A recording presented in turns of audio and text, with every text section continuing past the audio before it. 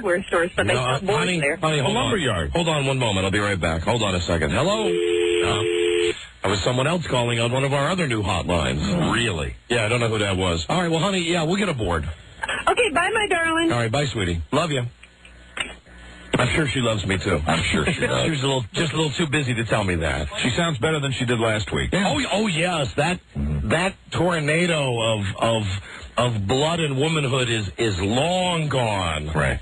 Long gone. Sounds happy. My wife was in a good mood today too. I mean, she was very festive, giving me that information about the scale, and I actually got an "I love you" unsolicited "I love you" from my wife, but I only get it when either I severely hurt myself or she scares me to a point where I'm going to have a fatal heart attack. And I was walking down to the driveway to get the mail, and she apparently just coasted down the driveway with the engine almost off, where I didn't hear her until she leaned on the horn, and then I went like 8 feet up in the air. She's like, "I love you. Bye." Hey, imagine those headlines. Yeah. Mrs. Mike O'Mara tragically runs over her husband in fatal accident.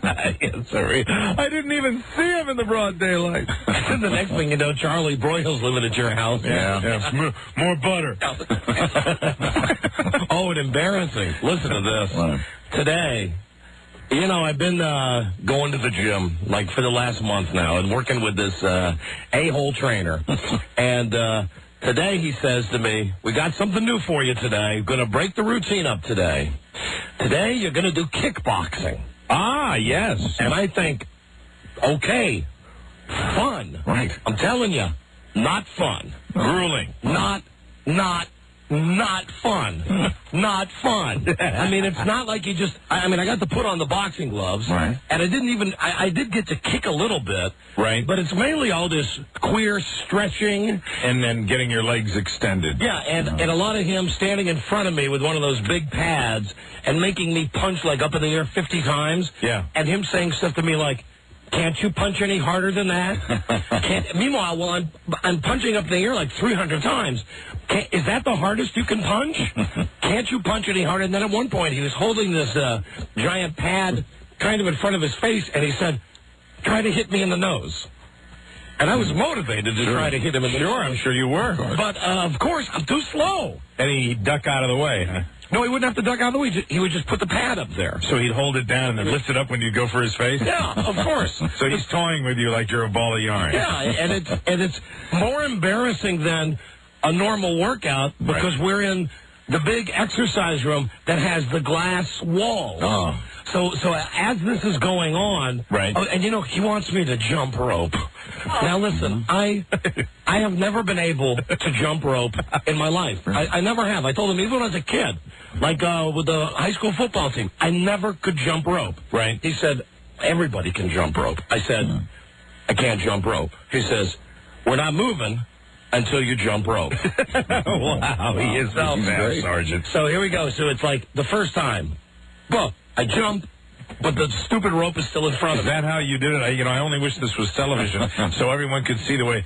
Did you do where you twisted your arms and then you jumped up? Yeah. I'm not coordinated. You just jump at the same time you do the thing, right? Okay. Would you like to get a jump rope in here and show me how it's done? Yeah, I could. I'm actually pretty good at jumping rope. F you. Well, then F you, because I'm awful at it, and the best I was able to do was 5. You know a way that'll help you do it, really, is if you just do it with one foot, for starters. If you don't... Yeah, I don't want to do it. I said to him, I don't want to do it. So this was the compromise we came up with, because I was finally able to do it. My record was 5 times. You ever see those boxers do it? Yeah. They do it in such a way that it's just, I don't think I could never do it. Oh, I know where they got the hands going up and down and back and forth, and, and I've seen little girls do it, the double dutch and everything. Well, I can't do it. Great aerobic exercise. Right. So finally, I said to him, after we'd wasted like 10 minutes of this, and the best I'd been able to, I would do like 1, 2, 3, 4, and then I would screw it up, and he'd say, "Start over again." Right. So again, I go, 1, 2, 3, screw it up. He'd go, "Come on now, you're doing 10. Was the rope long enough? The rope was long enough for me to hang him with.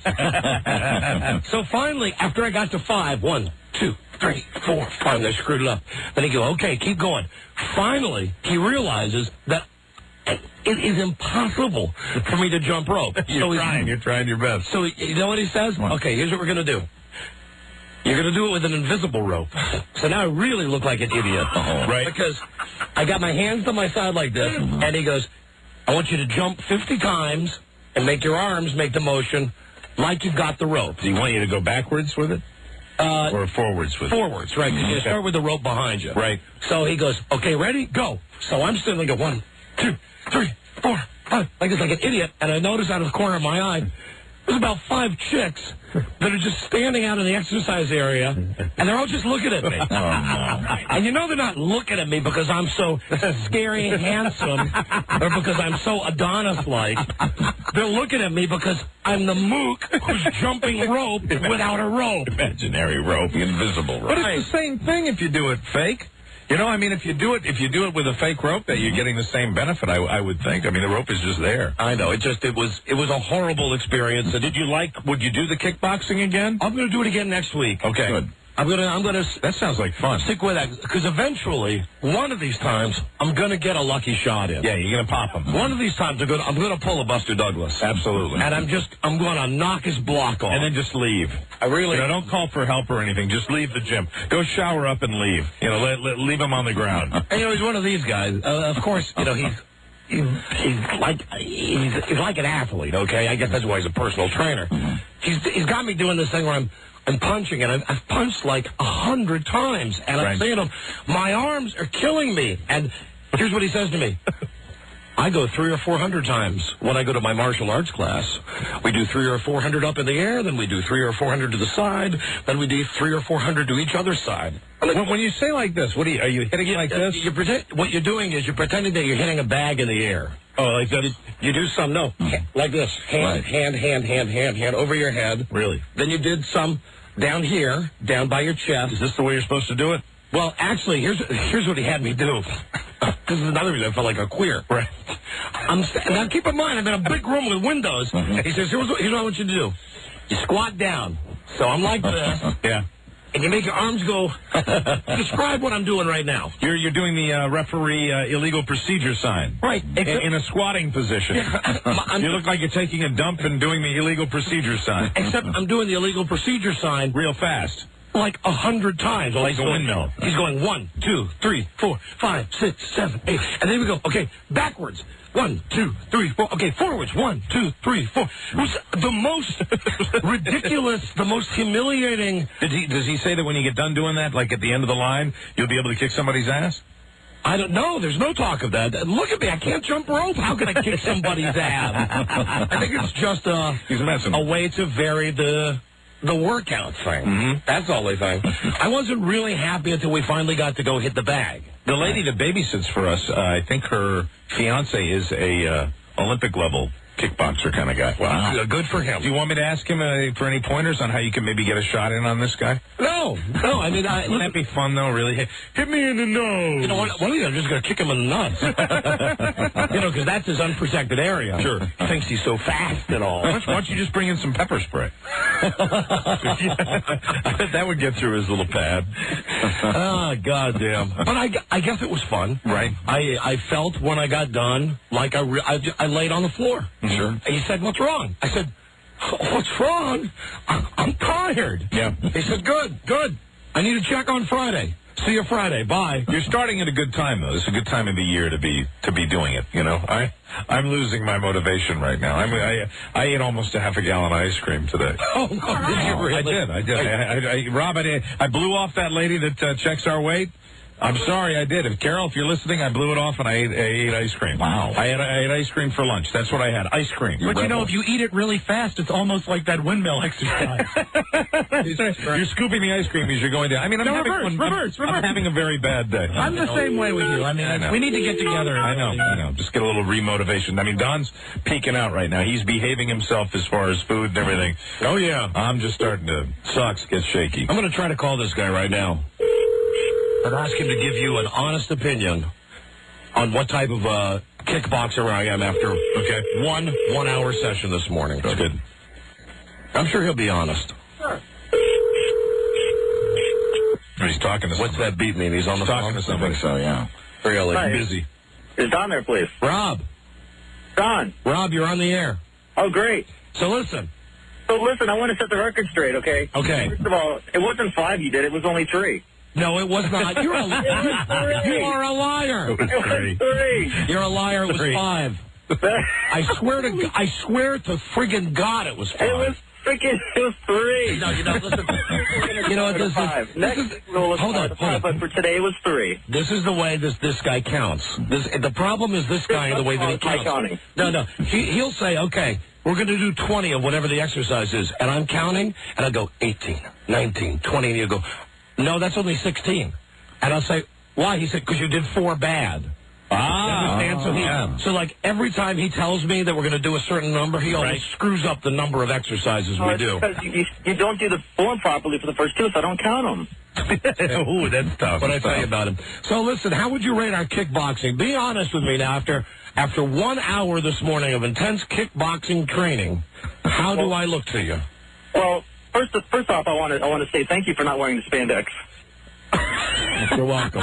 Oh, they're all. You know what? I remember my guy's the same way. You're talking about Mike wearing spandex. Oh my God! What was he saying about me? He was talking to you. He was that time that you were going to run in the race. Little did you know that Don himself was wearing spandex. Well, I got so much ball busting from the guys that work out with me. They called me. You know what they called me? They call me 2 things at the gym. They call me Super Sausage, and they call me Shazam, because I have a tendency when I get done doing an exercise to take my thumbs and put them over my love handles like this. And so whenever one of the other trainers, whenever Tom, if Tom's listening, TMI, too much information. Yeah, he comes over and he goes, Shazam. They'll all walk by me and they'll go, hey, Shazam, are we done exercising? You're all the same. You trainers are all the same. You want to kill him? No, we're all different. I want to kill them, though. Right, I do. So listen, really, now seriously, no ball Not busting. really. You did a great job. Actually, I want to commend you for doing a great job. First time ever doing it, you did really good. Give me no. That you only did 3 jumping jacks. No, I did 5, but give me no ball busting. On a scale of 1 to 10. Oh, 1 to 10. How would you rate me right now as a kickboxer? Well, be brutally honest. Brutally honest? Yes. I would say probably about a 1.5. A 1.5. I told you I suck at it. So he's telling you there's a chance. First day. I'm the worst at it. It's good. I'm the worst at it. Will he be? What's your trainer's name? Rob. Hey, Rob. Yeah. Will Don be a fighting machine when you get done with this kickboxing? As he told me, he's more of a love-making machine than a fighting machine. I said that to him. Really, I said to him at one point today when he was like, come on, when he was giving me this crap, is this the hardest you can hit? And, I feel like my arms are going to fall off. And I said, hey, listen, I'm a lover, not a fighter. Yeah. I said that to him. Unlike you. You watch too many John Wayne movies where the arm comes way out in the big hook. I enjoy thinking my way out of situations rather than having to resort to using my fist. Nah, jeez. Like you do. Well, that's why he had 2 killer dogs. This guy, I'm telling you. Are you a gun owner, too? Me, no. No, but this is the guy who went, hunting up in the, not hunting, but went caving. Oh, caving. Mr. Outdoors time. Mr. lives in a log cabin or something like that. Sure. It's a good karma, too, by the way, the last time I went. I hope you die in a cave and get stuck. Do you have that, where you work out, do you have that wall where you climb the wall? No, we've not done that. Okay. No, not yet. No, not yet. Thanks, Mike. I'm doing that. Not yet. That's why I mentioned that. I'm doing. He made noise about me doing it. My guy, Brian. Get you guys together. Maybe you could go take a boat to Havana or something. Listen, Rob, I got news for you. One of these times, I'm just gonna knock your head off. Bring it on, baby. You've been warned. You got it. All right. See ya. All right. Bye-bye. Bye. Bye-bye. Can I give you a piece of advice? He ain't a bad guy, really. I'm sure. And I know you're probably like me, where do you use profanity when you're working out at all? Constantly. Yeah, so do I. I'm the most foul-mouthed person in the gym. And my advice to you would be, if you've got something good, like he's wearing something that's particular, they all have days where they wear something that looks a little doofy themselves. You lay that on them at the very end. Don't do that at the beginning. Don't do that before they start with you, because if they'll do that, they go, "Oh, really? Okay, let's go over to this apparatus." But if you let them know, go, "Okay, we're going to do one more thing," then you give them the zinger. That's what usually works. I generally don't talk to them. Mm-hmm. I generally just do whatever crap it is that I have to do. You don't have a running dialogue? No. Oh, I have a running dialogue. No, my guy. And thank God he's not a talker. And at least he let me pick the music today. Oh, very good. For the music.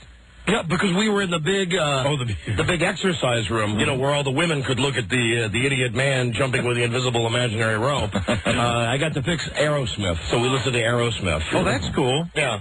So we cranked that up. That's neat. Yeah. So there you go. So watch out, guys. You heard it. They're the weapons, right? You're holding up the weapons. You heard it. I'm a 1.5 on a 1 to 10 scale as a kickboxer. You heard it. Beware me. Hear these hands. Beware me. Okay. Register these weapons. Don't F with me. Yeah, that's right. Because I just might have to pop you. You see the fact way I just punched like pop you. Did that like our old producer used to throw a ball. I just have to pop you just like that. Oh, my God. All right, hold on a second. We got to change gears. Leah Remini's on the phone. Fantastic. Where's her intro? There you go. Hello, my sweet. Hi, darling. Oh, hold on.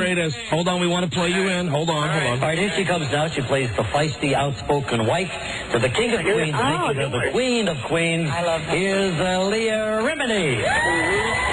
Here she is, the star of TV's King of Queens, our friend. God, believe me, our friend, our best friend in the whole wide world. Leah Remini. Leah? Okay, now, we have so much to talk about. I know. But what's most important is that I talked to your boss, Dan Mason. Listen, we were told that yesterday. We love you so much for calling that doofus. Leah, let me tell you something. No, don't say that, because he was very sweet. Let me tell you what happened before you make an ass out of yourself. Wait, we just want to say, though, we were blown away.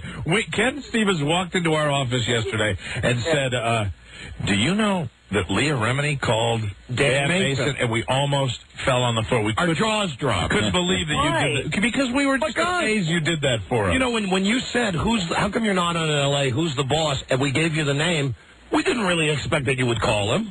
Really? If I tell you I'm going to do something, I'm going to do it. Well, we're beginning to realize we should never doubt you on any level whatsoever. He is the sweetest man. No, he is a hillbilly. First of all, stop. Don't make fun of him, because he was so sweet.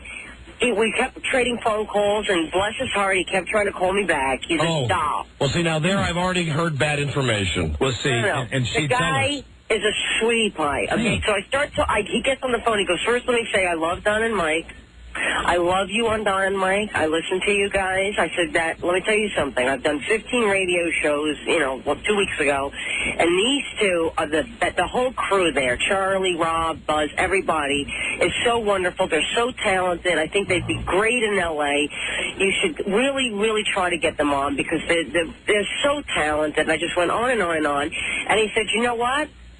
They never called me. Tell him to call me. Oh. I would love to talk to him about it. He'd never called me. Don't make fun of him, because he's a sweetie pie. He said for you to call him. Leah, if you only knew, if it was really that easy, just for us to call Dan Mason and miraculously be on in Los Angeles, we would have made that call. But with that said, it's important to point out that what you did did us some good. There is absolutely no doubt that a call from you and what you did, we are really, and I got to say thank you, we are absolutely blown away that you did pleasure. this. I believe you guys deserve to be on in every market you can, because you're so talented, you're so wonderful, all of you. And also, I'm not saying this because, I'm not lying to you, but he did say, if you, maybe you should think about doing the show with them in L.A.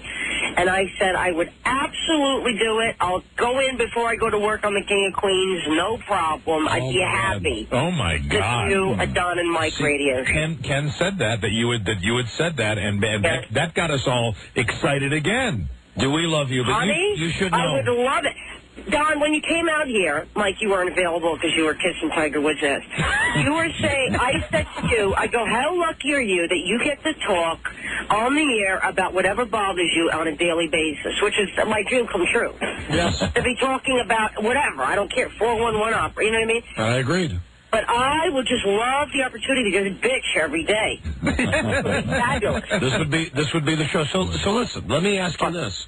Did he say this to you? Did he tell you that the reason we're not on in Los Angeles is because we won't move there? He said you guys need to do a live radio show in Los Angeles. Well, that's the thing. He's got a radio station that he could put us on from noon till 4. Well, then that's what you should talk to him about, because he said they need to do a live show in L.A. That's what would make it great, is if you guys were on live. Yeah, I just want to tell you, Leah, it is such a hilarious concept. You have no idea what a stick up his ass this guy Dan Mason is. That he is honey, I've known him for 20 years. He is such a hardhead. The thought of you picking up the phone and calling him up on our behalf and charming him, obviously. That blows me away. That concept has made me laugh for the last 24 hours. Are you serious? Just you talking on the telephone on our behalf to the president of CBS Radio. Yeah. Because I love you guys. Why don't we do a radio show together? Why can't I be part of the group? Absolutely. Well, don't give me any bull. Oh, no, I'm not. Don't give me any Hollywood crap. We're not giving you. You're going to put me on the damn radio. I better have a freaking radio show. Honey, we're not giving you damn radio crap. We would love to have you as a regular part of this show. Okay. Absolutely. You know that. I believe you're the one. I mean, you're adding to the equation here. You're a star, baby. I want to do it. You don't know how much I want to do it. So how did it end with this meathead? Don't call him that because he was very supportive of you, Don. Listen, you don't understand. These guys... Okay, but for the purpose of this conversation, I talked to him. He was very nice. Okay. So don't say anything bad about him. Could you handle this every day? I could handle this every day. Yes. I swear to God I could. I spent a large portion of yesterday's show talking about a prior experience I had with Dan Mason. I know. About 20 years ago. But then you wonder why he's not, dying to show you. You have to be nice to people sometimes, you don't. Honey, listen, Dan... he's asked us to come out and have lunch with him. Yeah, but he said... Why don't you do that? But he said they don't have to wear their ties. Yeah, that's what he said to Ken. And, that's that condescending crap that we What did he say? He said, they don't have to wear ties. Did he talk to you? Come on. Did he talk to you with his hillbilly accent? He's just trying to be funny. Would you give him a break? Not everybody is as talented as you. He was trying to be witty. Hey, Leah, hi. This is Dan Mason. How you doing, honey? He was so sweet. I love that show, King of Queen. I want to tell you, I listen to Dynamite every single day. And if they want to come have lunch with me, you tell them they don't have to wear neckties. Oh, stop. Not everybody's as funny as you. No, come on. But that is an accurate impression of Dan Mason. He was a very sweet man. He's a Southern gentleman. Hi, this is Dan Mason. I'm not used to gentlemen. I thought he was a sweetie pie.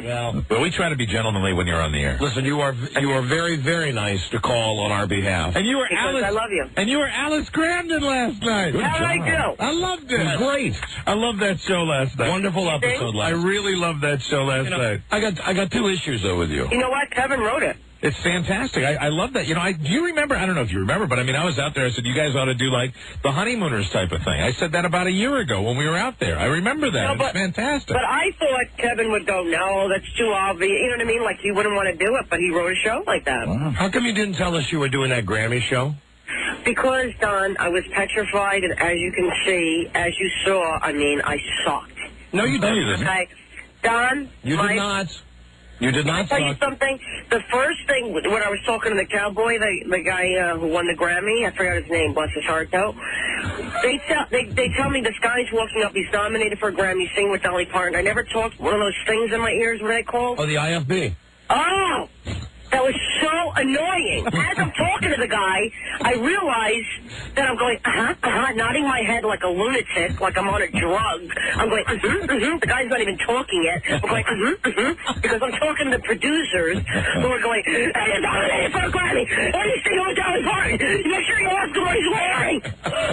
Oh, we thought you were real good, and we didn't know. The poor guy's he's in the middle of a story.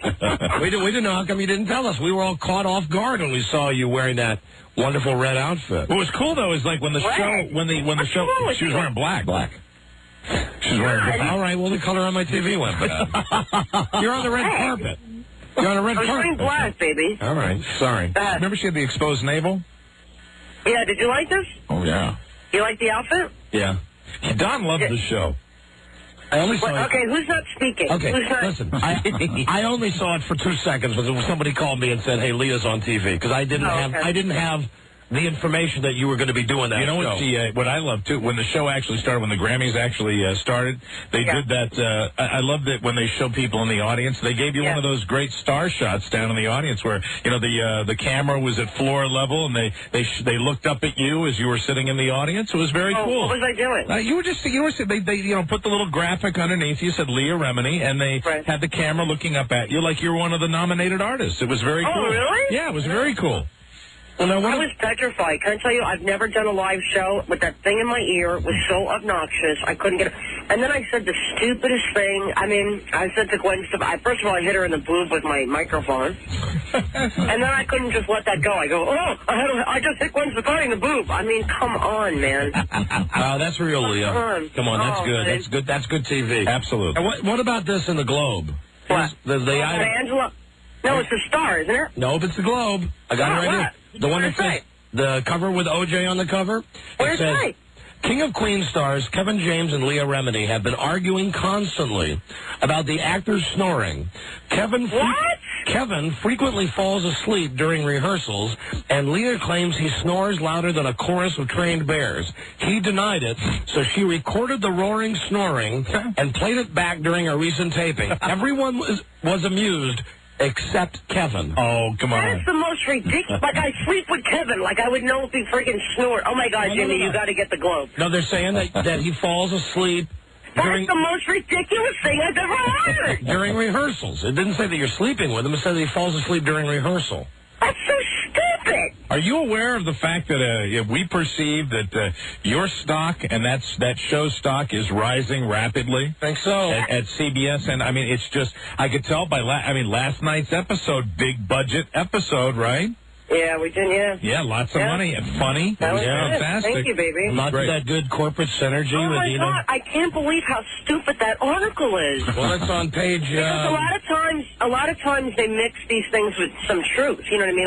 A lot of these things are true. They're just, really blown out of proportion. It's in, you know that bitch who used to be on Dallas, Charlene Tilton? Yeah. It's in Charlene Tilton's Hollywood Gossip, and it even... What an idiot! It's one of the headlines that says, works a snore for King of Queens star Kevin James. What an idiot! You see it on the top of the page? Yeah, that's funny. So is there a picture of me? No, there's no picture. I don't even have a picture? No, there's a picture of Kate Hudson. Why? Because she's barely recognizable at London's Heathrow Airport. Honey, that is so dumb. I can't believe it. Then there's one of those queers from NSYNC rubbing a dolphin. Rubbing it? Can I tell you something? They're very sweet. Rubbing it rapidly. Lance Bass rubs Baby, can I tell you CJ the something? dolphin. Out of all the guys, the boy bands, they are so sweet. Oh, did you? Now you know them all because you did the Grammys. Well, I met them before at another thing. What are you eating? What are you eating? What are you eating? I'm eating salad and steak. Salad and steak. Still doing that protein, low carb thing, huh? Yeah, and some kind of spinach thing, which I know is not good for me because it tastes good. Okay. All right. Well, it has some cream in it. But no, it's the good because guys, this battle's... they're very, very sweet. They are not, usually they're conceited and they put out this certain attitude, just for the, whatever. Who was the biggest a-hole? Who was the biggest a-hole you met at the Grammys? Let me think. I wouldn't say that he was an a-hole, but it was a little off. Who's that? Was Fred Durst.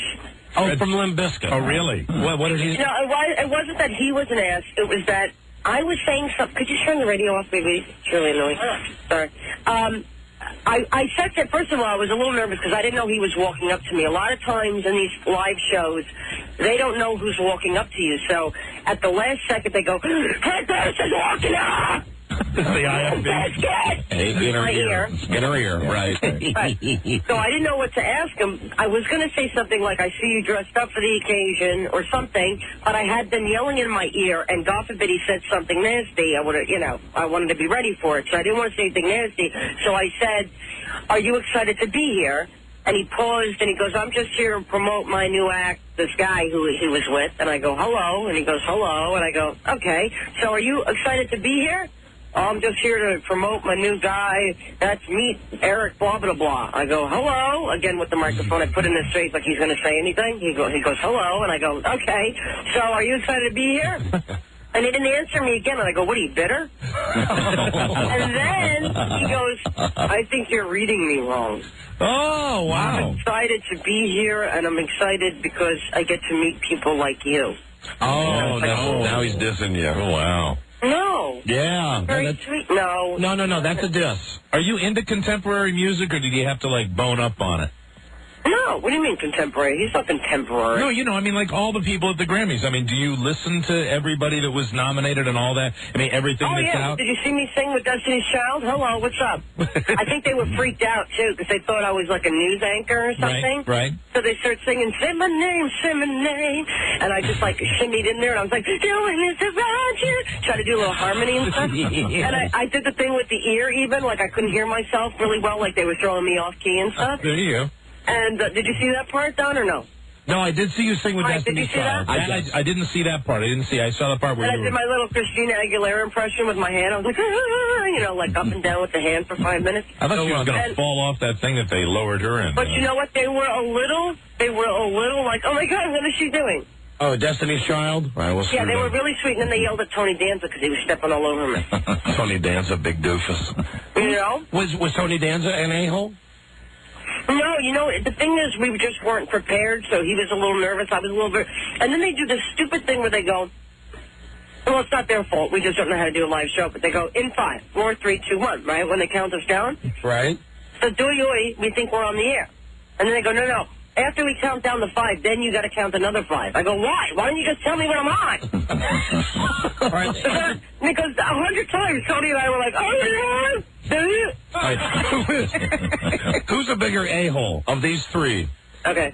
Fred Durst, Yeah. Tony Danza, CBS Radio President Dan Mason. Stop. Come on, if you had to pick one of them, who would you pick? If I have to pick one, Yeah.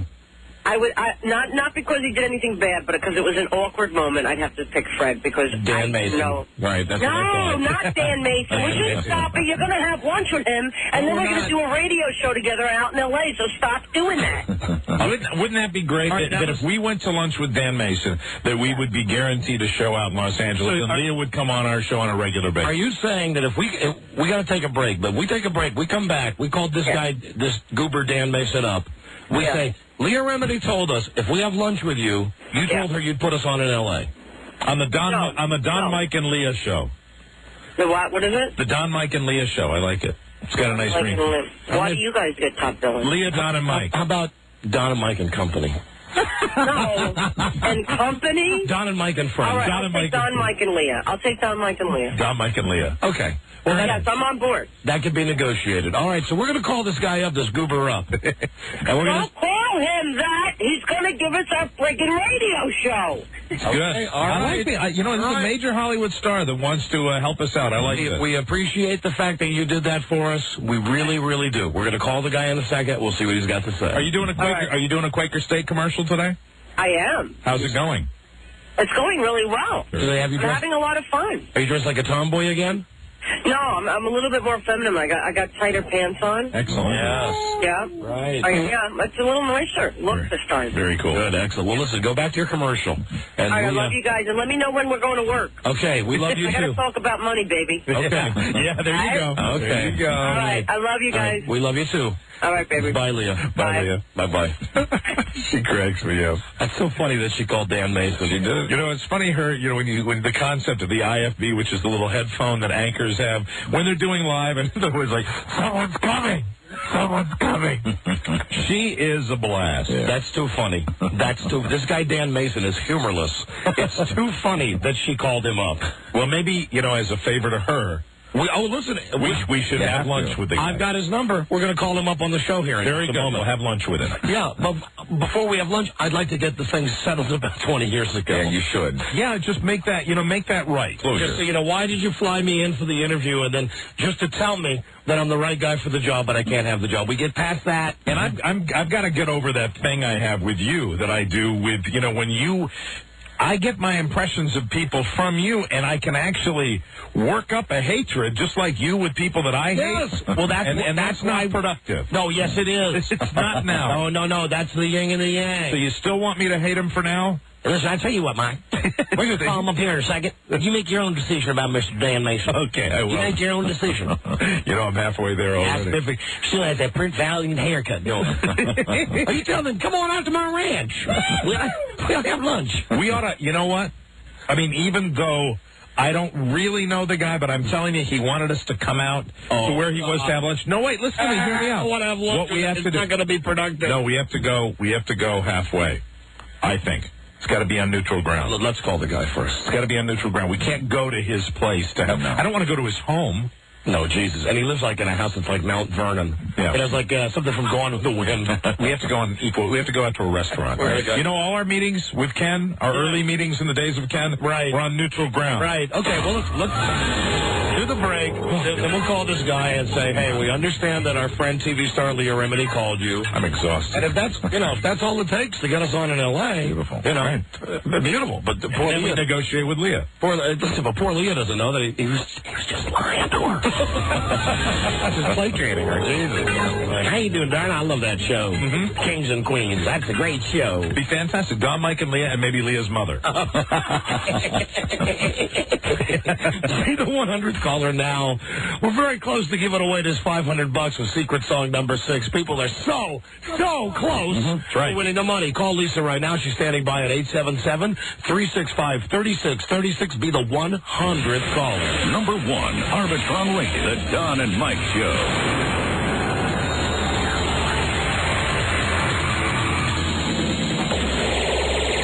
Hey, pull over. I gotta use the John. Why didn't you go when we dropped Spence off? I didn't have to go then. Excuse me for not having a prostate! All right, Dad, there's a Dairy Queen. Go knock yourself out. Okay, after I pee, anyone want a soft serve? Wearing their game day attire, Don Geronimo and Mike O'Mara. This is a nightmare. What? We've all just been weighing ourselves. Oh, no.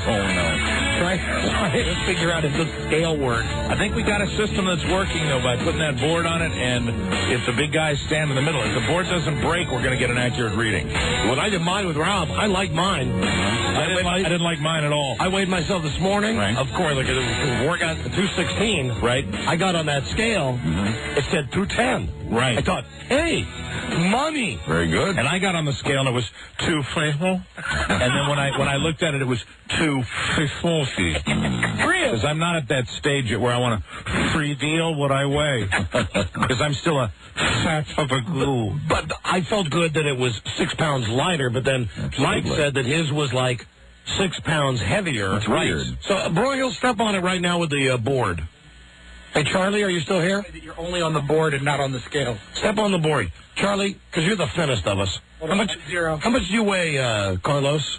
168. 168. For calibration weight. Beautiful. All right, step on now. Because we have some fatties in the lobby waiting to be weighed for Fat Tuesday. Now, Rob is adding the... 85 and 95. 180. But now it's up to 97. Yeah, but this is going down. 96 and 82. 96 and 82. 96 and 82. 97, 81. It's the same. Okay. All right, 96 and 82 is what, Rob? Hold on. You know what? 96 and 82 is... I don't know. Why am I... Like 170? 178. 178. Roughly, 178? So it's 10 pounds over. Do you weigh yourself naked? All the time. No, do you really? Yeah. You do? All right, well, then add on the clothes. That's the way mine was, because I weighed 240. I weighed 246. Don't take your clothes off, Charlie. I weighed 246, and on this one, when I got on it, it weighed me in at 400 pounds. Okay, Well, that's not right. It's in the ballpark. It weighed me in at a very heavy weight. It did not. I ate ice cream today. Not much. I've lost 2 inches off my waist, though. There you go. It doesn't go that fast. You don't eat the ice cream today and you gain I'm it. dangerously close, and I want to go public with this, even though I'm nervous about it. I'm on the verge of going back into the 30 waist things. I'm almost a 38 waist. I'm just about to be a 38 waist in my jeans. Outstanding. So I'm very excited. So don't let the weight, so my trainer tells me, don't let the weight mislead. You know, I've lost weight. You have. But I have a very heavy lean muscle mass. I swear to God, I'm saying this because that's what I'm told. Don't be defensive. Okay? Muscle weighs more than fat. the biggest one. I don't want to be the biggest one. What is your lean muscle weight? I'm curious. I forgot how much exactly it is, but it's something like 170 pounds. You know, we're roughly the same, as a matter of fact, on that. Yeah, we both are. I believe my lean muscle weight is 2 pounds. I am absolutely, I'm no muscle. As evidenced by my kickboxing today. All right, just that and pipe cleaners. Hello, Don and Mike show. Hello. Hello. Hi. Caller 100? Right. There you go. What's your name, my friend? Don Kearns. Don Kearns, where are you from? Sacramento. Don, you've won the Sopranos prize pack. Don't miss the special 2-hour season premiere of The Sopranos, Sunday night at 9 Eastern, 8 Central, only on HBO. The Sopranos soundtrack in stores now, Volume 2, coming soon. Are you ready? You bet. Jesus, we've primed this. I hope you win the money. Oh, me too. $500 if you can give us the title and artist of Secret Song number 6. Don't answer till Mike sings like. Please welcome Little Feet. We wish you Godspeed. Caller, name this secret song. That's a band Rob could never be in. He got the Herman Munster fee. If we do have a winner for $500, that money is courtesy of Main Street Title. Oh, fat man in the bathtub on the ball. Yeah. And that was something from the Progressive Show. Yes, absolutely. Yeah, something from the Progressive Show. We enjoyed it, Don. A show so hip you'll need a reservation just to listen. Just to listen. Listen, sir, I'm 60 years old. Hi there. My wife has left me. How you doing? I've got orange fingers and clogs. Listen, we need the title and the artist, please. Is it Night Fever by the Bee Gees? Night Fever, but could you please repeat that? Is it Night Fever by the Bee Gees? No. Thank you. Excellent guess, though. Thank you. Buzz, put that card away. I will. Put that card away. Did you hang up? Did Buzz guess properly? I can't tell you, Mike. Oh, he did. You got it. And the guy on the phone just hung up. That's not right. The guy on the phone just hung up. Well, don't forget that every guess is a clue for you. And don't forget, lots of hit songs on Saturday Night Fever. Right. Okay. Well. Before we bring the fat people in, let's try to call CBS radio president Dan Mason. Doesn't he have a new title, though? Doesn't he have a new title? I believe the merger is completed. I think he's still president of something. Infinity. Good afternoon, Infinity. Jabari speaking. Yes, hi, Jabari. This is the Don and Mike show, and we're on the air right now. Yes. We'd like to speak to Dan Mason, please. One moment, please. Thank you. You're welcome. Jabari. Oh. Sounds like a movie. That was Jumanji. Jumanji. Your wish is granted. Long live Jabari. No, that's Jambi from Pee-wee's Playhouse. Ah, yes, okay. Absolutely. Now I understand. Jambi. Remember just the head? Just the head in the box. Right, it's the disenfranchised head when Pee-wee would open up the box. Hello, Pee-wee. Big giant head is very unhappy. Oh, we're waiting now on CBS. Hey, Charlie, is he still the president? I know they just had the merger. Is Dan Mason still the president of radio? As far as I know, he is. Hello? Hello? Is this Jamari? This is Jabari, yeah. Jabari. He's not available right now. He's on a conference call. He's on a conference call. Well, did you tell him we were on the line? Yeah, he said, can you call him back tomorrow morning? Well, we're on the air. We wanted to call him on the air, you see. Yeah, he said he didn't want to talk on the air. He didn't want to talk. He said that specifically that he didn't want to talk on the air? No, he said call him tomorrow morning. No, I don't want to call him in the morning. No. Ask him if he'd like to. Could you ask him if he'd like to talk to us tomorrow on the show? Okay, I can ask him. About having lunch? You want to have lunch? Yeah. We want to know if he we don't mind calling him tomorrow, but we'd love to call him tomorrow on the show and see if he'd like to have lunch with us. We'd like to first tell him I'd like to discuss 20 years ago, and then we'd like to know if he'd like to have lunch about getting us on in Los Angeles. And you want to do this on the air? Yes, we like to transact most of our business on the air. It's our comfort zone. I mean, we'll at least set up the lunch with him on the air. Yes. Right. Now, all the the details and stuff about going on out in Los Angeles, that can be handled over lunch. Okay. This conference call he's on, is it regarding his car, the General Lee? His what? His car, the General Lee. I have no idea what this conference call is about. Okay. Was it about his next haircut? I have no clue. Could you ask him if he wouldn't mind coming on the show tomorrow? Sure, I can ask him. Thank you. After he gets off this conference call. Oh, after he gets off. I thought didn't you just bust into the conference call though? Yeah. Oh, well, can you do it one more time, Jumanji? We would consider it a personal favor if you would do that for us. He already told me no more interruptions. Is this conference call about your sense of humor? I have none. I know you have none. Welcome to Infinity CBS. Absolutely. All right, well, if you leave him just this message. Don and Mike called, and we called after we talked to Leah Remini. Okay. And that's a name that he should recognize because he spoke to her recently. Yeah, I remember I answered the phone when she called yesterday. She's charming, isn't she? She's nice. How do you like working for Infinity, Jumanji? Jabari. How long do you how do you enjoy working for Infinity? I like it. Really? Good company. Corporate office. I don't know how it is out in the radio station, so. Yeah. The corporate office is a cool atmosphere? For me, it is. Wow. Nice to tell me coming in. It's excellent. Wow, that's great. It sucks down here in the trenches. You know what it's like? It's like World War II, and you're one of the generals living in a cushy castle somewhere in France. Yeah, kind of nice to sit up on the hill as we all die on the battlefield. Yeah. You want to know what it's like working here? I urge you to rent Saving Private Ryan and watch the first 30 minutes. Absolutely. That's exactly what it's like. Watch it in slow motion, because that's what every day working for this company at a radio station is like. Absolutely. But then again, you understand that, don't you, Jabari? Not really, but you don't work for it. Oh, good. So you enjoy working for CBS? Yeah. Infinity. Well, you say you work over there across the river in Potomac. You get a chance to listen to the Don and Mike show very often, Jabari? Actually, about a month ago, I've been listening to you guys almost every day. Ah, now there you go. Great. That's a good Thank answer. you. Well, then anything you can do for us, we would appreciate. Listen, just tell Prince Valiant that we would like to speak to him about an event that he'll know that involves me from 20 years ago. Right. And we would like to set up a lunch with him, because that's what Leah Remini said he wanted to do, was to have lunch with us. Okay. Okay? And, Jabari, you could perhaps put in a good word for us about getting on out in Los Angeles yourself. You say, hey, Chief. Well, what do you call him? Do you call him Boss? Do you call him Dan? Do you call him Mr. Mason? Dan. You say Dan? Dan. Are you his right-hand person? Are you his administrative assistant? Actually, no. She's his administrative assistant is out sick. Are you above or below his administrative assistant? Below.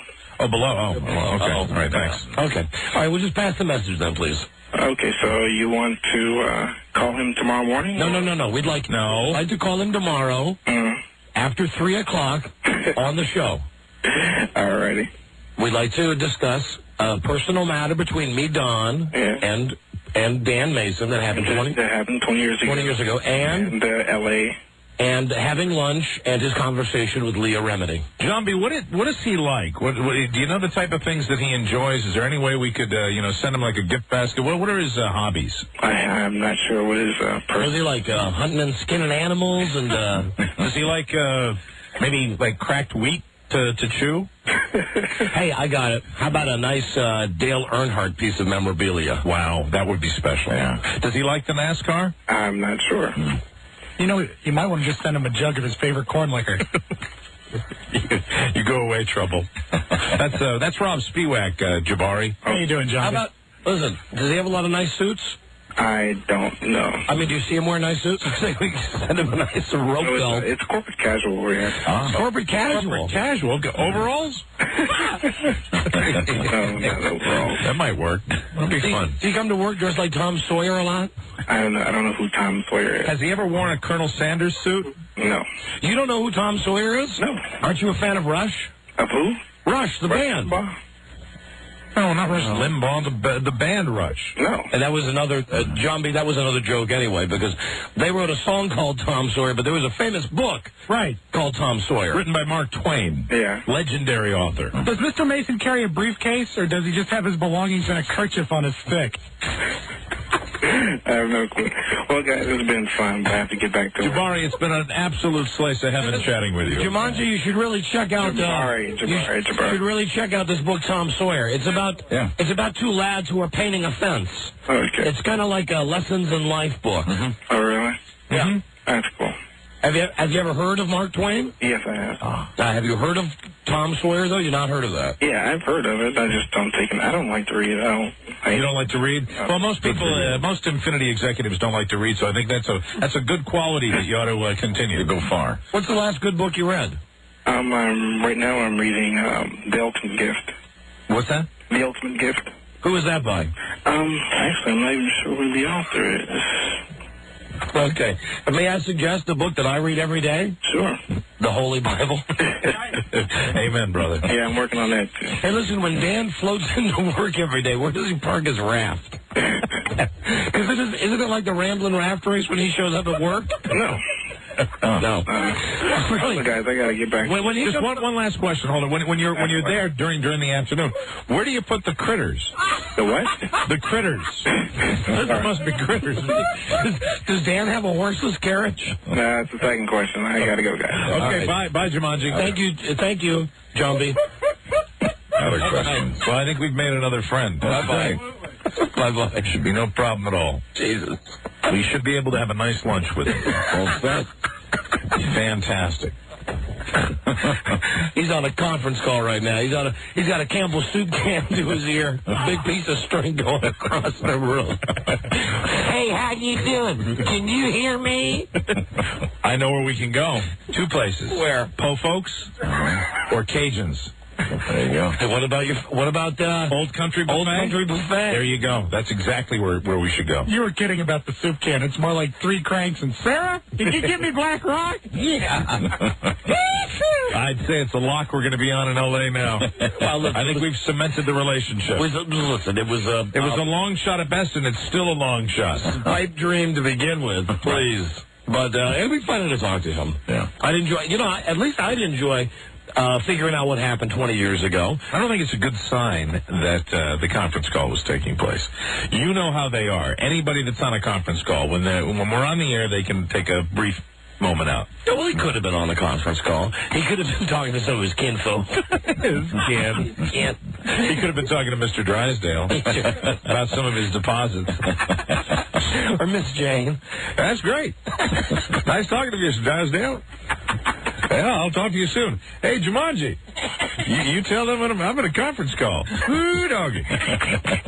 There's a big piece of straw coming out of his mouth. That's fantastic. It's a beautiful day to be the president of CBS Radio. Man, I tell you, it's a great gig living up here in Potomac, Maryland. That's a beautiful... Hey, Jumanji, where's my fishing pole? I'll tell you, I don't think we're going to have a real good idea as to what the real deal is until we sit down and have some victuals with him. After we enjoy our victuals. What kind of critter are we dining on today? I sure hope it's a possum. Possum. Nice possum stew. Fantastic. Or maybe some squirrel. Squirrel appetizers. Some good, and all the fixins. That's right. F-I-X-I-N apostrophe S. Fixins. Fantastic. Oh, God damn. And we got to get our Johnny Rev hats. Yes. We have this lunch with the president of CBS Radio, Dan Mason. Yeah, absolutely. And do the rebel yell when we see him. Rob, how does that go? I want to tell you something, Miss Mitch. These are some fine squirrel fingers we're eating today. These are tasty. We sure would appreciate you could find your way to get us on out there in Los Angeles. You sure would. Out there with, all them hillbillies that live in the Beverly Hills. All right, well, maybe tomorrow. We'll see. But it was interesting calling him. Oh, of course, we could give him the gift of the jars that are named after him. Mason jars. That's right. Because we drink our corn liquor out of that. And after the fiddles, we could light his corncob pipe. Yeah. Sit down on the porch of CBS Radio and swap some tales. Whittle. Sip some sweet tea. Sweet tea out of Mason jars. Yeah. Swap some stories. Be fantastic. Plenty of greens. Green! Eat some greens. Green! It'll be wonderful. He comes to the meeting. He just has overalls on, no shirt. Hi, Don. It's been 20-some years. How the hell are you? How are you? How are ye? Business casual. You don't mind if I wear overalls How here. are ye? And of course, shoes optional. I was just on a conference call with Dollywood. I was getting my next vacation all set. Every year. You know where I love going? Myrtle Beach. Have you ever been down there to Dolly Parton's amusement park / dinner theater down there? I tell you, I got a front row seat, a regular table at the Dixie Stampede. You get the prize for remembering the name of that place. Eat your chicken, eat your chicken. North on this side, south on the other. I ain't been the same since Twitty City closed down. I know you folks, you share my feelings. Yeah, guys, ever been to Alligator Adventure? Yes, sir. I know a little too much about Myrtle Beach. Okay, hold on. Let's take a phone call. And then we got some fat people here for Fat Tuesday. Hello, a Don and Mike show. Yeah, it's me. Pardon me? It's Ryder. Oh, Ryder. Hello, Ryder. Hey. Ryder, you don't sound your usual upbeat self. Yeah, you're right, I'm not. What's the matter? Well, I'll tell you guys the truth. It was like that weekend I had, it stands outside of time, and everybody was just real good to me, and I had so much fun. and then it's like come back and it's a similar crap every day. Well, listen, I understand what he's doing. He's crashing right now from the high. Yeah, Remember, Ryder's the guy that we sent out to Reno a couple of months ago around Christmas time. He hadn't had sex in like 5 years. We sent him out there to get laid. He was in a car accident, and I mean, it still is fully functional down there. Yeah, he's a good-looking guy. We should really seriously. You guys are absolutely right.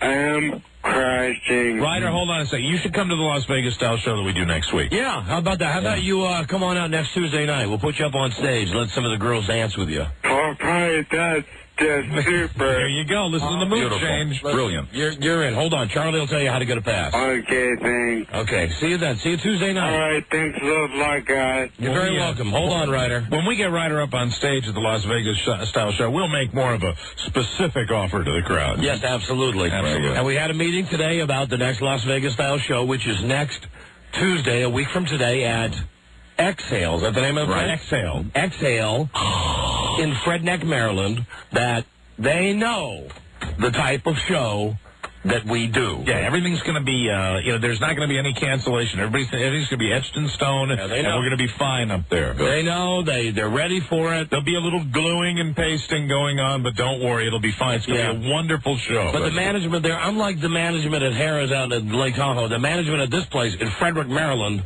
knows how to put on a first-class Las Vegas-style show. Amen. The people at Harrah's could take a little lesson from the people at Exhale in Fredneck, Maryland. Doesn't Dan Mason hang out at Exhale? I believe he hangs out in the entire Frederick County area. Yeah, it's a good place. It sure does.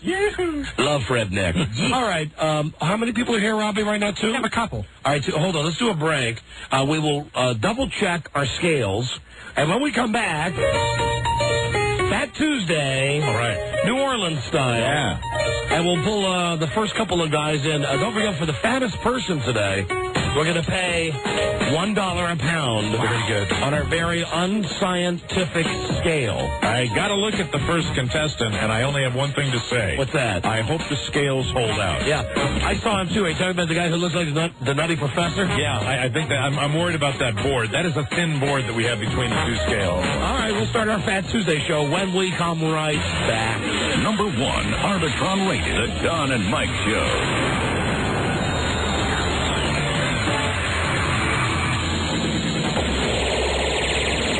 It's another Don and Mike Las Vegas style show. Don't miss out on the legendary fun and the top-notch adult entertainment. And now, here's Miss Bobby to tell you more. Okay, this Tuesday, the Don and Mike family packs their bags and heads to Frederick, Maryland. Experience the magic with Exhale Nightclub, 244 South Jefferson Street. Doors open at 6. The show starts at 9. There's no cover. You gotta be 21 to get in. Call 301-698-9226 for more information. The Don and Mike Las Vegas style show. See you in the club. Don't miss it. Everybody loves Don and Mike. All right, time for a station break in Ocean City, Maryland. It's 96 Rock. Every night in New York City on WNEW. Anchorage, Alaska, 94.7 KADX. And in Sacramento, California. Every day from noon till 4 on KHCK. I only pray to God they'd run the whole show one day. Amen. Jizzy, the Don and Mike Show. Right. Hello, Don and Mike Show. Hello, Hi, you're on the air. Don and Mike. Yes, we are. Hey, I was calling to tell you I can get you some good corn liquor if you need it. Really, some shine? Some moonshine. Man, and nothing like moonshine. And I mean, I've had moonshine. I like moonshine. Only if the bottle has, like, what is it, 2 X's or 3 X's on it? 3 X's on it? It's a clear bottle. A buddy of mine, well, actually, sometimes it's in a milk carton, but a buddy of mine brought it to a party one time and dumped out a bottle of scotch and put it in an expensive scotch bottle. Wow. And it was... It'll definitely make you take a breath. Yeah, sure. Hold on a second. All righty. Yeah, we'll take some of that from ye. I liked it. We sure will. Hello. Kill you, though. Rob A there. Yeah, you might as well just drink gasoline. Hold on, Rob's right here. Hi. Hello? Rob A. Yeah. I need to know what Meadow Soprano's online handle is. I don't have time for you now. You're making me very, very late. I've got things to do, and I don't want to talk to you. You know, I'm Rob Bay, and I'm tired of listeners like you that ask me dumb questions that I don't have time for. Hody-da-do-day. Well, Rob A., I used to work with you, so how dare you disrespect the old interns at WJFK? You're an old intern. What's your name? You called me Dylan. Dylan. Oh, Long time now. I used to intern for Liddy, and I know you're a busy guy, but I'm trying to win a trivia contest on Soprano.com. I love you. I figured you would have the details of what Meadow Soprano's online handle is. Dylan? Yes. I love you. We traded Saved by the Bell card. Dylan? Yes. Lay with me. Please? Yes. Will you lay with me? No, sir. Please lay with me. I love you. I want to make love to you. You traded Saved by the Bell cards with this guy? Dylan? I don't know who he is. You are, Rob. Dylan, will you lay with me? I'd rather spoon. Oh, yes. Let's spoon together. Hey, buddy, I'll see you in Fredneck. Let's make a comma. Say hello to Trudy. I'll see you in Fredneck. Rob A., how dare you diss? This is all about Meadow Soprano's online handle. Let's be quotation marks together. Lay with me. Really? Love me. Really? Oh, I don't like you anymore. Go away. I am Rob Bay. Hi, Rob A. Howdy-da-do-day. How dare you? Dylan here. Dylan, you're gay. No. Oh, Rob, you just... We used to trade Saved by the Bell cards with Diane and John Pop. Hey, what Saved by the Bell card did I give you, Dylan? Just out of You curiosity. gave me Mark Paul his rookie card. Rob, do you want to come in here and really deal with this guy? I honestly... He's getting tedious. I honestly don't remember who this guy is. I did for a while in my wallet carry a picture of what's her name? Elizabeth Berkley, because she was turbo hot. Excuse me, we caused the whole David Letterman scandal. We put pictures of David Letterman on a tree. Don yelled at me. What now? Do you remember this? Does anybody remember this? I remember there was another disc jockey who was unhappy that there was a picture of Letterman in the newsroom, and they put pictures of Letterman all over the building. But did you yelled at me in front of Diane. Did you trade Saved by the Bell card I might have with this bought guy? a pack and given him a card. I don't remember trading. It wasn't like a party. It wasn't a party. Did you know that Rob was hot for you? No. I don't remember the face, but the ass I remember. Dylan, describe yourself. Tom Cruise, Antonio Sabato Jr. Oh, come on, be realistic. Do you have a famous uncle? No, not a famous uncle. What's that? You know, Dylan is so difficult to communicate with right now. I don't know if we can figure out. Yeah, I think it's best we let him go. All right. But yeah, I used to have a card of Jesse. But if that's how you play, I'll let you play. Listen, I just want to say something, Rob. The way this guy's talking, it sounds to me like he could be one of your kooky friends. No, he's I'm not. telling you, Don, I got you. I mean, he's got very angry with me because I put a flag with Chico and Liddy's face in the window. He's got in the middle of your show. He's got all the wacky Robisms. Yeah, you know what I mean. But right, we're friends.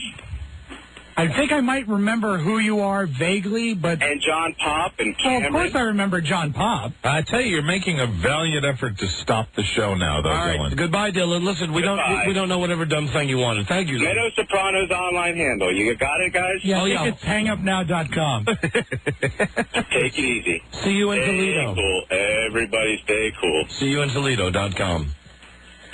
And there we go. I can't believe you traded Saved by the Bell card. I think he might have inflated that. I might have given him a card because I was looking for one picture of Jesse Spano. But, you know, if you gave him a card, that meant you bought a pack of Saved by the Bell cards. Yes, I did. For Jesse. Now, if you kept Elizabeth Berkley in your wallet, that's one thing. But it's what I did. But now, when you bought the pack of cards, yes.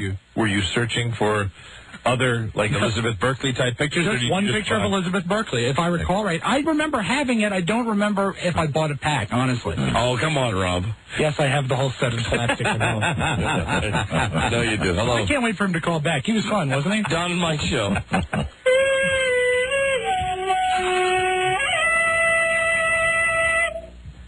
Dan Mason struggles in a foreign land. He's used to no indoor plumbing. However, as he walks barefoot along the beaches, he is surprised by the many forms of life he's never seen before. The fishes, The snake. I am so completely lost. I don't know where to pick up this story. I'm trying to figure out where Dan Mason would be, because he used to be a hillbilly who was raised like on a Kentucky farm. As the sun sets, his toes are cold as he walks through the jungle. You know, now that I think about it, I guess there wouldn't be, like, fishes and stuff in India, would there? The ocean. He sees an elephant. He is fascinated by the elephant as it relieves itself on the ferns. He says, "Come here, little doggy. Come here, little doggy." The elephant turns on him, and he is crushed to death. He lives no longer. With his last dying breath, he spits out his weed and says, "Don and Mike will never be on in Los Angeles." Oh, there, good ending. Okay, all right. Sorry about that. I wasn't sure. It was like, Yeah, me either. It was kind of like a scene out of Eyes Wide Shut. Hello, Don and Mike show. Hey, what's going on, buddy? Hey, buddy. Hey, first of all, I got a couple things for you. I requested autograph picture of you guys. I got it. I really appreciate it, guys. You guys are awesome. Well, thank you. My name is Rick. If you received an autographed picture of us, don't thank us, thank Rob. No, seriously. I mean, whoever's in charge of it, I was really appreciative. Well, that's very nice. Rob, what's that? Never mind. Rob probably signed it, but I was wondering. I saw any of you guys see Saturday Night Live a couple days ago with Katie Holmes. I did not know. Oh my God, she was in a skit with one of the guys on there, tap dancing, and she took off her shirt and she had a tight black lace bra. She is so hot. I don't even know how old is she anyway. She's like 21 or something. Oh my goodness, you ever caught her in an outfit like that? No. Oh, thank you. You have to see it. All right. So gorgeous. You know, she is hot. I'll give you that. And, you know, at some point we're going to start re-rating women for the year 2001, and Kate Hudson will be up on my list. I saw a great thing on Inside Edition about Kate Hudson. Oh, really? You know her dad was one of the Hudson brothers? Yeah. Oh, that's right. It's you know, you always think of her as Kurt Russell's daughter. No, but her dad... She's not. It's the middle, good-looking Hudson brother. Right. Well, he's not so good-looking anymore. Yeah, but he was the one, when they had the show, there was the total doofus. The tall, doofy one with the mustache. Who was the ugliest one. And then there was a shorter one with long hair who was kind of weird looking. And then there was the one who was... The pretty boy Hudson. Right. The Hudson brothers. The Hudson brothers. Well, they interviewed this guy on Inside Edition. It's like they said the first interview that he's done in 20 years. And because I guess Kate Hudson did an interview in Vanity Fair. Yeah, she's the hottest flavor of the month. Yeah, where she said that he was an awful father. Right. And that he was never around and that he never calls her. Well... This Hudson brother went on TV to show home movies of back when he and Goldie Hawn were married. Oh, how pathetic is to that? get his side of the story out, saying, look at, here she is when she was 5, and here I am reading a book with her. And at this point, he breaks up with Goldie Hawn so he can marry Shirley from Laverne and Shirley. Oh, God. Yeah. Cindy Williams. Yeah, talk about, I mean, that is like trading in a Mercedes for a Yugo. Oh, my God. So the next set of photographs are of the two families together. Right. Of his family with Shirley. Yeah. Yeah, for Laverne and Shirley, and Goldie Hawn there. And according to him, it didn't go bad till Kurt Russell came into the equation. Oh, really? Yeah. Oh, dear. Yeah, And, well, but they have really one of the better relationships in Hollywood. Yeah, and then they said that when Kate Hudson married the guy from the Black Crowes, right, that Kurt Russell walked her down the aisle as her father. Right. And then they went back to the Hudson brother who said, I left her 2 messages on her phone asking if I was invited, and I never heard back. It's amazing that he happens to surface now that she has a hit movie. Of course. Go. I mean, now that the movie with Cameron Crowe is doing so well. Now that she's going to win the Academy Award, now that she's won the Golden Globe, all of a sudden he wants to be her dad again. Yeah, and I mean, she raves about her mother and Kurt Russell. I mean, she always does. Yeah. I've seen her on talk shows do that. So it was funny. And the funniest part was when they showed some clips of the Hudson Brothers TV show. Oh, what a great show. It's one of the worst shows in the history of television. Absolutely. It was like a Sonny and Cher ripoff show. I will always remember them crammed into one square on the Hollywood Squares. They made all 3 of them sit in one square. wear? Yeah. I remember wide lapels and white suits. Yeah, they wore white, Hats, right? Yeah, absolutely. That's right, and top hats. That's right. Yeah, they suck. The Hudson brothers. So imagine that. Poor Kate Hudson. She's finally famous. How'd you like to be that? You wake up and would say, hey, your deadbeat dad? Right. He's on TV showing home movies, proving that he was at your second birthday party. Yeah, and that's a real credible way to show that you had a good relationship with your kid. You know, bring out home movies of special occasions when you knew you were on camera. How ridiculous is that? And the film, well, I'm sure that they were real because you could see a young Goldie Hawn and you could see him and they look like, remember at the beginning of the Wonder Years when they showed those fake home movies? That's exactly what these movies look like. Hired some actresses. You know, went to a film lab. They had him wearing like a party hat and stuff. And hey, look at how goofy and crazy I am. And they showed him actually holding Kate Hudson when she was about a year old. Right. Wow. When, you know, it's obvious that she doesn't know him from a hole in the ground. And she just, you know, her head like off to the side, she's just kind of drooling. Here I am, being the good daddy. Yes, here I am. And then they, but as always, it was like a screw job on him. But in the middle of the interview, the parts that I'm sure he didn't know that they were going to do, after he says all this stuff like, hey, I really wanted to be with her, then they show the court papers where they filed for divorce and where he didn't want any custody. Right. And where Goldie Hawn had to say he can see the kids every other weekend, he can see the kids every other Christmas. And then they cut to the Vanity Fair article where it's got Kate Hudson saying, he didn't call me for 3 years. Oh, there you go, Dad. Yeah. So, like, you know, the guy's being ambushed. He doesn't even know it until it's on the cutting room floor. He wasn't a good showbiz parent, like Judy Garland. Oh, my God. I'll tell you right now, I was riveted. I watched that whole thing. Call me a fag, I don't care. But it wasn't as good as it could have been. It would have been great if they used the younger actress who looked exactly like her, and they used her all the way through. It could have been a lot better. I've seen a lot worse, but it wasn't bad. It was intriguing because, you know the story that she's just going to fall apart. And especially when you hear, like, this tape we have of the real Judy Garland. This is not from the TV movie last night. This is the real Judy Garland. This is what I really wanted to see last night. Yeah, and I think the actress, a better actress, could have done a better job with I'm mad. I am mad enough, and yet still very self-conscious that I'm going to write a book and I'm going to talk. I wanted to believe, and I tried my damnedest to believe in the rainbow that I tried to get over, and I couldn't. So what? I mean, bingo. That's what I wanted to see last night. You know, and I really think it's the job of the actress. She worked so hard at lip-syncing the songs, but then when it came to doing the voice, anybody that saw, I remember when I was a little bitty kid watching her on Ed Sullivan when she was doing that, you know, with her head like bobbing around, and I wish they'd done a better job with it. You know, as bad as that made her look, there was a lot of stuff they didn't even address. Like that's just an isolated tape. She has hours and hours of drunken tape where she would just burble all night. And Alan King... I like that word, burble. And Alan King would have to unplug his phone because she would call him all hours of the night. Just say, Alan, come over and make me laugh. She was a mental patient. They didn't portray her as a mental patient last night. And again, remember that show that was on last night was the perspective of Lorna Luft. Lorna Luft. Right, exactly. So, you know, you're not getting the real story. Listen, it's Fat Tuesday. Yeah. And we're going to bring in our first contestant right now. He's a big boy named David. All right. And we're going to weigh him. The fattest person today to come in the studio and be weighed wins $100 per pound. $1 per pound. I'm sorry, I said it again. Thank you, Buzz. $1 per pound, yes. $1 a pound. You don't want to break the bank? Well, we're certainly going to break that board. Rob, I would make one. Rob, I would make one suggestion. Make sure that the board is centered, maybe a little bit more on the Mike.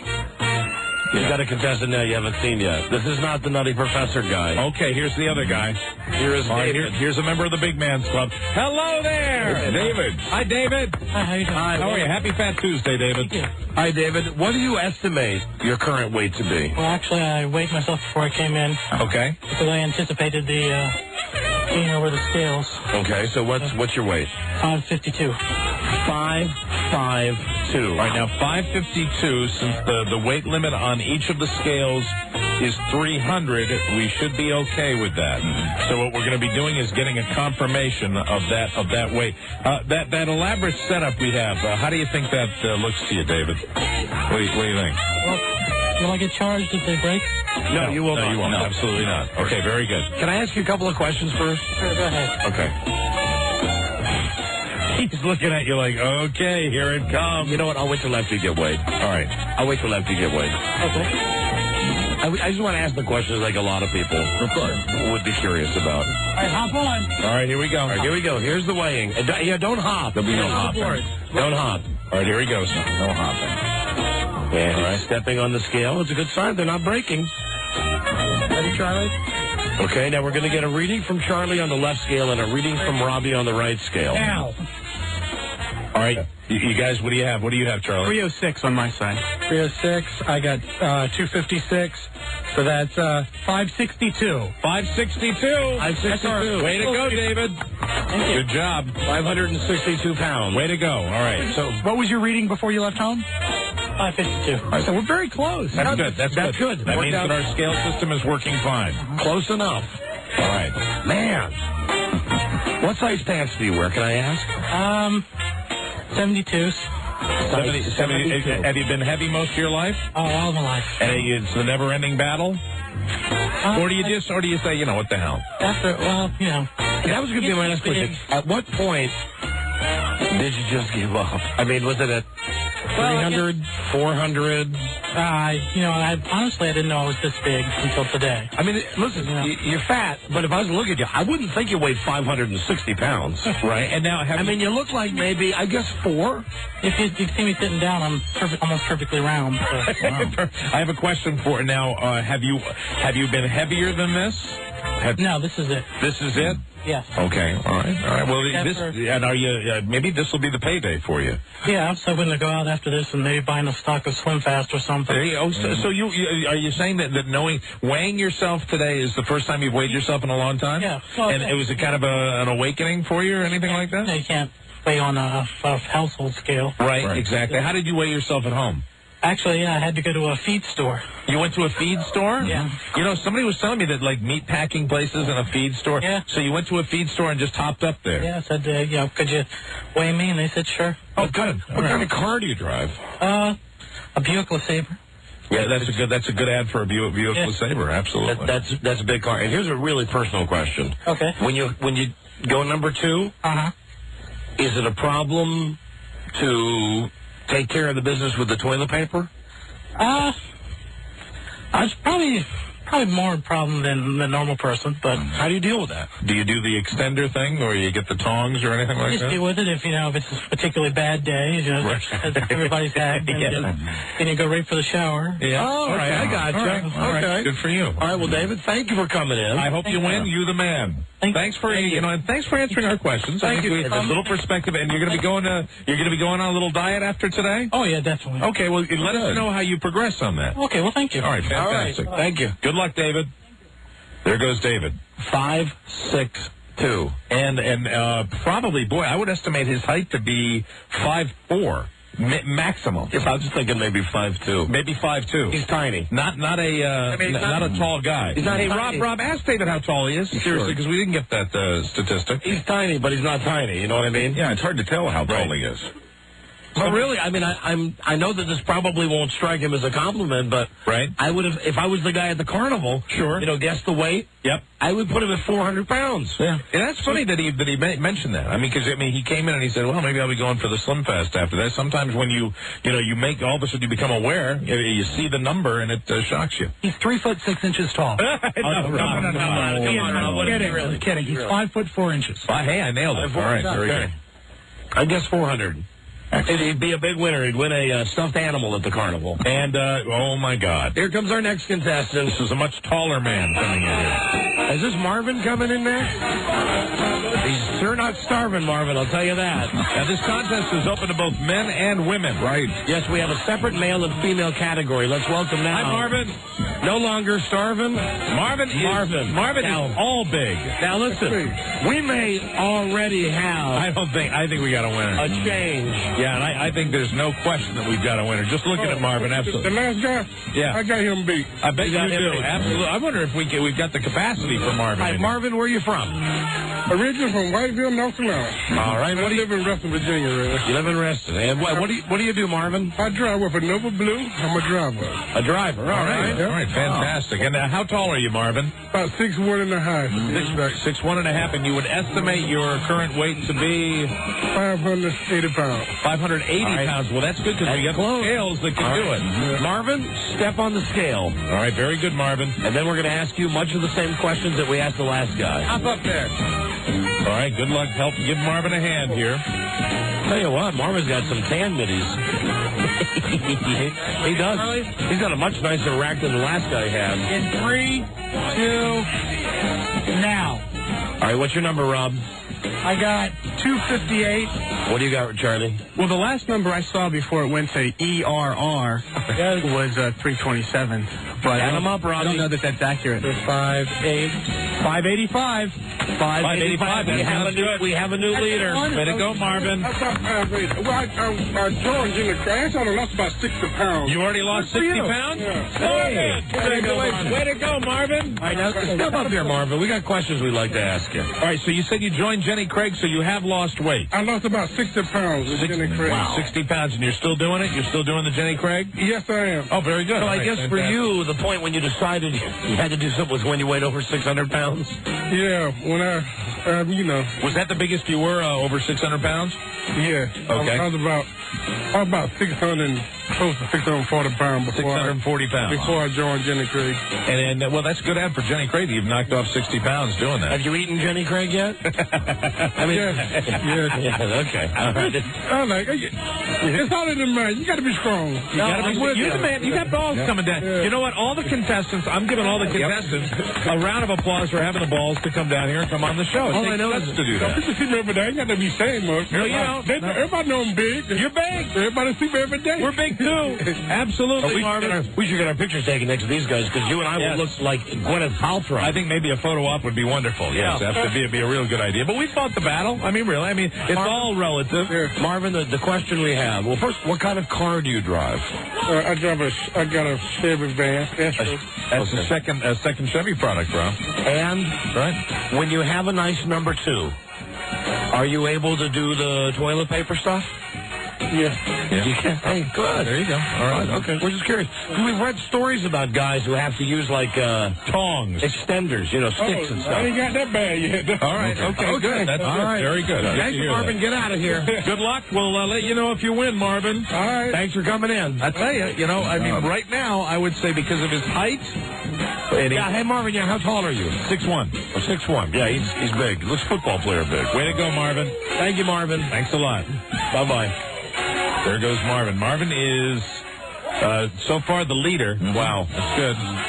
582, is that his number? 585. 585 here. 585.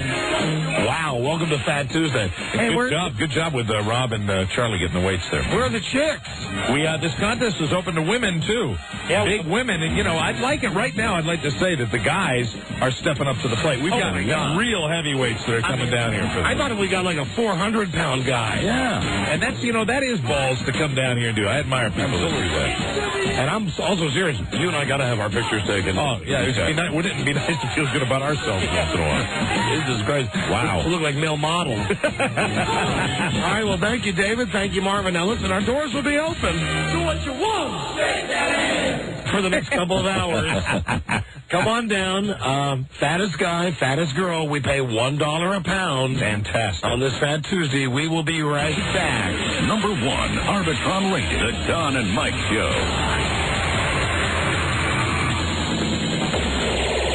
It wasn't my fault. You stole my car. Where is the trust in this house?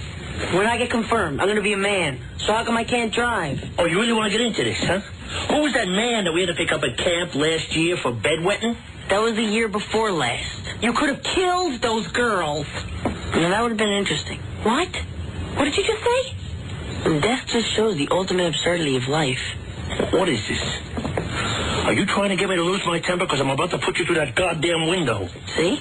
That's what I mean. Life is absurd. Don't say that.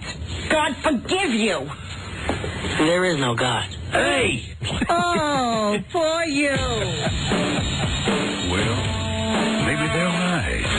The Don and Mike Show. Yeah, we're going to get to Rob's Sopranos tapes here. All right. And still to come on today's show. Just a great article in the newspaper about this, the article in, is it Premiere Magazine about Arnold Schwarzenegger? Oh, Arnold's in a heap of trouble. Oh, boy. By Arnold cheating on his wife and groping women. We'll have an exclusive interview with Arnold Schwarzenegger. Oh, really? And also on today's show, the debut tape of Mike O'Mara's Craft. Yeah. Excellent. We've got the band here. And I'll tell you that Rob told me it ain't bad.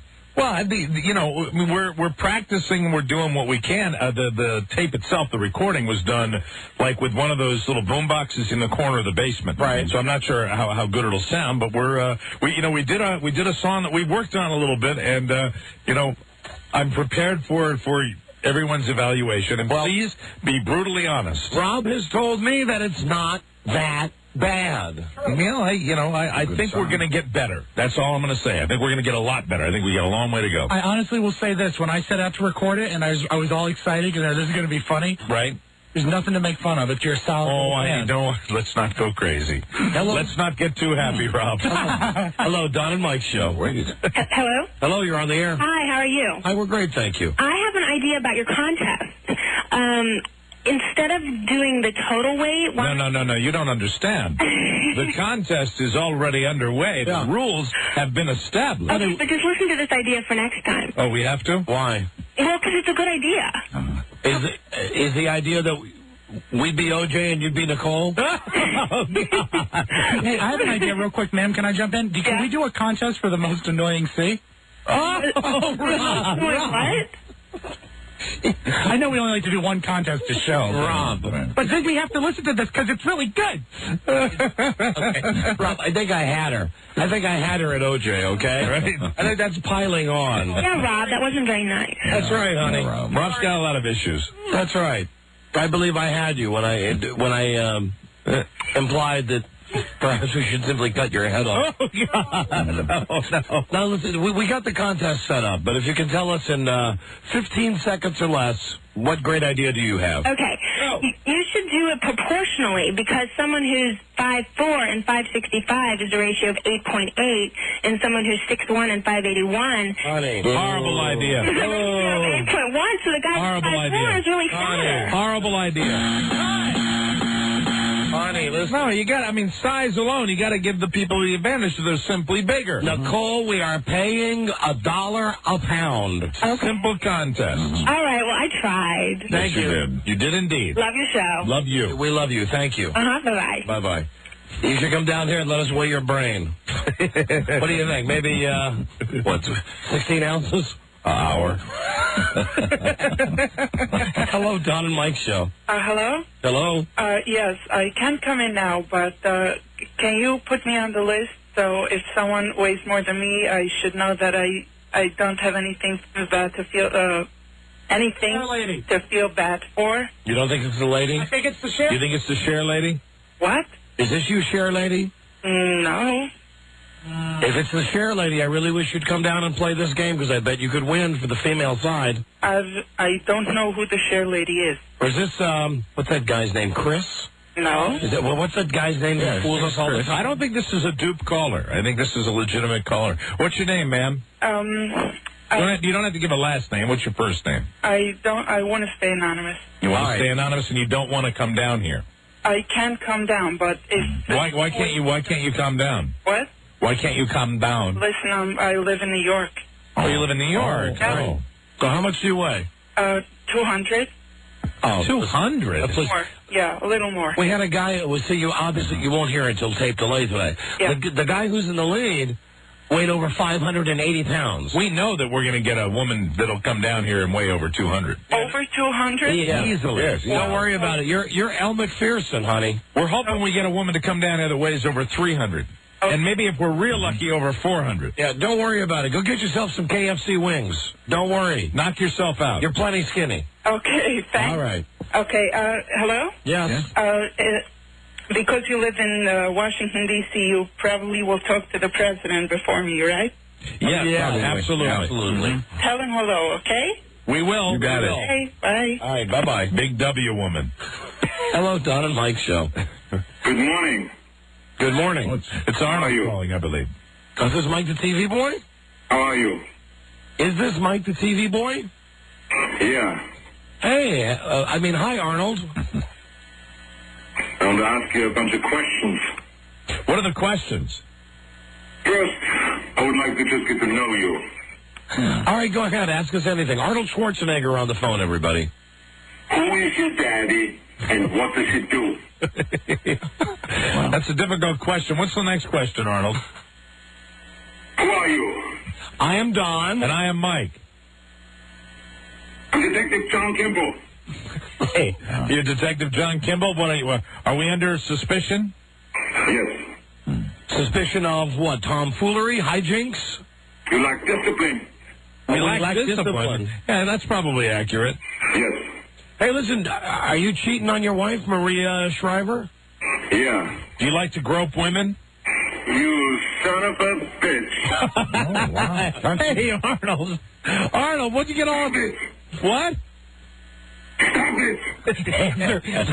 Answer our questions. Do you grope other women? Yeah. Yeah. Do you think that groping women and cheating on your wife is going to jeopardize your gubernatorial campaign? Stop whining. What about, I'm reading here in the newspaper that allegedly someone walked into your trailer when you were performing oral sex on a woman. Is that true? Stop it. Oh, he's getting real upset. I hope he calls us a son of a bitch again. Well, don't you think that giving oral sex to a woman in your trailer is irresponsible behavior, Arnold? Yes. Oh, I'm glad he agrees. Well, then why did you do it, you son of a bitch? I'm Detective John Kimball. You're Detective John Kimball. You're Arnold Schwarzenegger, and I think you're in a whole heap of trouble. Yeah. Yeah, you son of a bitch. Mike never really gets what we really want. Bitch. There it is. Okay. One more time, please. You son of a bitch. I want to ask you a bunch of questions. Do you have more questions? I want to have them answered immediately. All right, go. Who is your daddy, and what does he do? Hey, you asked that before, you son of a bitch. You lack discipline. Come on, you son of a bitch. But I hope you leave enough room for my fist, because I'm going to ram it into your stomach. There he goes. All right. Angry Arnold. There you go, Mike the TV boy. There he goes. You son of a bitch. You son of a bitch. All right, listen, we'll cover the Schwarzenegger thing later in the show. Now, Number 1, Arbitron rated, the Don and Mike Show. I miss you. Yeah, you should. You never come to see me. I've been busy. Everybody's busy. And don't lie to me. I know your father forbids your coming down here. He doesn't. Honest. He just doesn't want us to talk about you in the house. Oh, you can go shit in his hat. Oh, I shouldn't use that kind of talk. Don't let me ever catch you talking that way. Tastier than a bowl of scabs. The Don and Mike Show. now listen, we've not even really hit our Fat Tuesday contest today. We've had a couple of guys come down who each weigh over 500 pounds. Mm-hmm. Right now, Starvin' Marvin is your leader at 580. What was it? 585. 585 pounds is how much the guy weighs.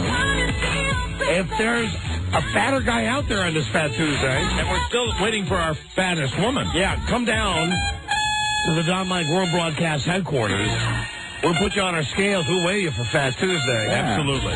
And at this point, I mean, Goldie Hawn, Kate Hudson could show up and get weighed and be the fattest woman. Technically, you're absolutely correct. So we've had no fat chicks show up yet today. No, and two guys, but I'll tell you, they were heavyweights, and I was just talking to David, our first contestant out in the lobby, and he's headed home because we will be announcing the winners at the end of the show. Right. I mean, if we get really desperate for female contestants, maybe we'll allow employees to enter. Watch it. As of this moment, it still is just for people not employed by CBS. Yeah, we don't want to cheat. No, we don't. Mm-hmm. We might have a winner. Oh, easily. I mean, we don't have any women here who weigh over 580 pounds. Oh, heavens, no, we don't. Of course not. We would definitely have a female winner, I would think, don't you think? Well, I mean, if no one participated, you could have a female winner that weighed 110 pounds. We could easily get a 200-pounder, though, in this building. And I'm talking... You are trouble. Here I am just trying to diffuse it, and you are trouble. Listen, not only the people who work here, but the people who work in the other offices. Sure. Let me fix it by saying that. Thank you for fixing it. Much better. We get a 200-pounder. We get a whopper. We sure could. I think we could get a 250. I think so. Think so? Yeah. A 250? Yeah, because I am totally missing who you're... I don't know. 250. Let me just say that, have you ever seen her, I'm going to write the name down now, walking down the hall in a pair of slacks? All right. Okay. You were thinking of, yeah, but I don't think so. No way. You don't think she weighs 250? No, not even remotely close. Think she's over 200? I'll write down what are you going to write down? You write it down. What are you writing? Who you think would be the winner? No, that last person. Think she weighs 170? Yeah, or maybe even less. Really? Yeah, because I mean, you gotta, women are light. Yeah. Have you ever seen her booty though? Yes. I mean, that's the Spicoli, you're on dangerous ground here. I know I am. Okay, all right. Well, contest is still open. Absolutely to non-employees. Yes, right. Guys, you've got to top 585 pounds. Girls, we're wide open. Anything. Wide open. You. I love it. Okay, let's, maybe we should just open it to women who work here. Now stop. Stop it, you. Why? It would be a nice... Well, they'd be just like women in the audience. They'd have to participate. There could That's be what no... I mean. There could be no cajoling. No, right, yeah. Right. And a lot of the women have left for the day. The building is rapidly emptying. It is, of course, 5:30 Eastern time. I think some of the main contestants are still here, though. But all the early bird specials on the buffet stop at 6. Both of you. And you? Johnny Enablerari? Oh, God. Behave, boys. All right, we are. We work here. I know we do. Mike, I'm talking about people who work somewhere else. Listen, there are 2 other separate offices in the same building. Right. With us. Of course there are. There are. We don't even know the names of them. There's the people in the suite 158 next door. Do you know anybody over there? I've seen the women there. Yeah, I don't know any of them. And then there's the women upstairs. Yeah. I've seen the women upstairs. Sure. Well, they wouldn't count. You see, it wouldn't be employees or ineligible. Yeah, you'd have those people who are not employees. They could enter the contest. That's who I was talking Right, Mike. Of course. That's who I was talking Of course, I knew that. Okay, hold on. Joining us now is one of the girls who we gave a trip to New York to last week. Oh, good. Very good. Deirdre. I don't remember if... Deirdre? Yes. Are you the girl who was drinking Jack Daniels? No, that would be Angela. Angela, that's right. Okay. So you have a good time up there? I had an absolute blast. Beautiful. The guy who we hooked you up with, because that was a Highway Love Connection thing. Yes, Chris. Was there any love on your date? There was a definite attraction, but it didn't get much more physical than that because I have to say this, I had the period from hell. Oh, very inconvenient. Well, that doesn't mean you couldn't have taken care of his needs. Now, see, I can't be doing that. I don't come with my own lubricant. Jesus Christ. Wow. So you think you're going to date him again? Yeah. As a matter of fact, I'm going to see him tomorrow night. Excellent. Wow. Fantastic. Good. A real love connection. Really? So, possibly. When you went up there, did you stay in the same room with him, or did you stay in separate rooms? No, we stayed in the same room. You did? The perfect gentleman. Oh, he was? Yeah. And did you do anything like the morning after? Not for radio, we didn't. Oh, that's... Hey. Maybe she did take care of his needs. Come on, what'd you do? A little Monica Lewinsky action? No, in all seriousness, we didn't actually get to do anything but sightsee. Oh, and I mean, really? the sights of the city. All right. You mean you didn't see his Empire State Building? No. You didn't see your Lincoln? You didn't see your Lincoln Tunnel? Yeah. The tour. No, unfortunately, the tunnel gate was closed. The tour didn't start at his belt buckle? Nah. I didn't. So you were actually in the room with the guy. Was there one bed or 2 beds? There were 2 beds. Two beds. What did you wear to bed? I have a satin pajamas that I love to wear. Really? So just the satin pajamas with nothing on underneath? Oh, absolutely not. Except a tampon. Yeah, absolutely. Oh, yeah. I mean, come on. A big Budgets tampon. must close. And what did he wear to bed? I actually let him go to bed first because it was my understanding that he was wearing nothing. Did he say that he was going to sleep naked? He said that he always did sleep Guys are naked. so horny. There's a guy who wants to get laid so bad. Hey, listen, I sleep in the nude, man. Right. You wouldn't modify that a little bit. No. Yeah, when you're with somebody. You couldn't put on underpants and a T-shirt. Right. No, yeah. Hey, listen, Deirdre, I sleep in the nude. You go out there, you out there in the middle of the bed looks like a teepee. You're going to have to forgive me if my robe falls open. So you did have a good time, though. We had a blast. I do want to say this for Angela in case she doesn't get a chance to call in now. Oh, no, she's on the other line right now. Oh, she is? Oh, that's great. Well, then I'll let her tell the tale. Tell the tale about what? About James. Oh. Hold on, let me put you on hold for a second. Hold on a second. Angela? Yeah, hey, guys. You remember Angela's another one of our winners for the Soprano Party, and she's the Jack Daniels girl. Right. Called us the afternoon of the show. Yeah, if anybody had the potential to have a really good time, I think it was Angela. Angela? Yeah, there was potential. Unfortunately, it wasn't realized. Why is that? Well, Deirdre, I have to say hi to Deirdre. Oh, hold on. She's a doll. I love her. Let me just put you online with her, except I'm afraid it'll sound so much like that Oxygen Court TV thing. Say hi to Deirdre, Angela. Hi, Deirdre. How are you doing? Angela, how are you? Well, guys, Deirdre and I we went to the Statue of Liberty and we picked up some souvenirs for you. Oh, really? That's very nice. Thank you. And I was wondering if I could come down tomorrow and bring them by. We'd love to see what you look like. Sure. Now, Can I tell you about the James story on the air tomorrow then when I get there? We'd love to hear it right now. We hate to wait. Tell us now. All right, James. Well, it became apparent pretty early on that he was just an arrogant ass. And this was after the Jack Daniels. All right, now this was the guy that you were with, Angela? Yes. Okay, James. Now, Angela, you're doing the talking now. So when we talked to you, you were having a little Jack Daniels, and it kind of sounded like you and James were getting along okay, but things did not obviously continue that way. At that point, we were getting along really nicely, and we had a little bit of smooching, but no more than that. Right. And then after the show, the four of us went out. We got some Chinese food. We went back to Deirdre and Chris's room. Wow. We played some cards, drank a little more. Wow, that's having a great time. Mm-hmm. But James was just kind of detached and uninterested, and as cute as he was, I mean, it was nice to have arm candy, but that's about it. That was it. And we got the feeling that you might have done something with him if things had worked out. Yeah, if he hadn't been such a dick. Mm-hmm. So he really wasn't interested in you, Angela? Well, he was, and I found that out after we left Deirdre and Chris's. We went back to our room, and he would not stop getting on top of me, and I kept telling him to leave me the hell alone. Oh, no. So I would like to say to everyone out there, James Strasser is a giant a-hole. Oh, dear. Wow. All right, honey. Well, yeah, you know what? You better come down here tomorrow and tell us the whole story. Yeah. I would love to. All right, and what about you, Deirdre? Can you come down tomorrow? I can, but not until after 5. And, of course, the invitation is open to James to come down. Yeah, of course. Yeah. Oh, yeah, James, tell your side of the story. Yeah, Go ahead, honey. Yes, James, I would love to pay you back.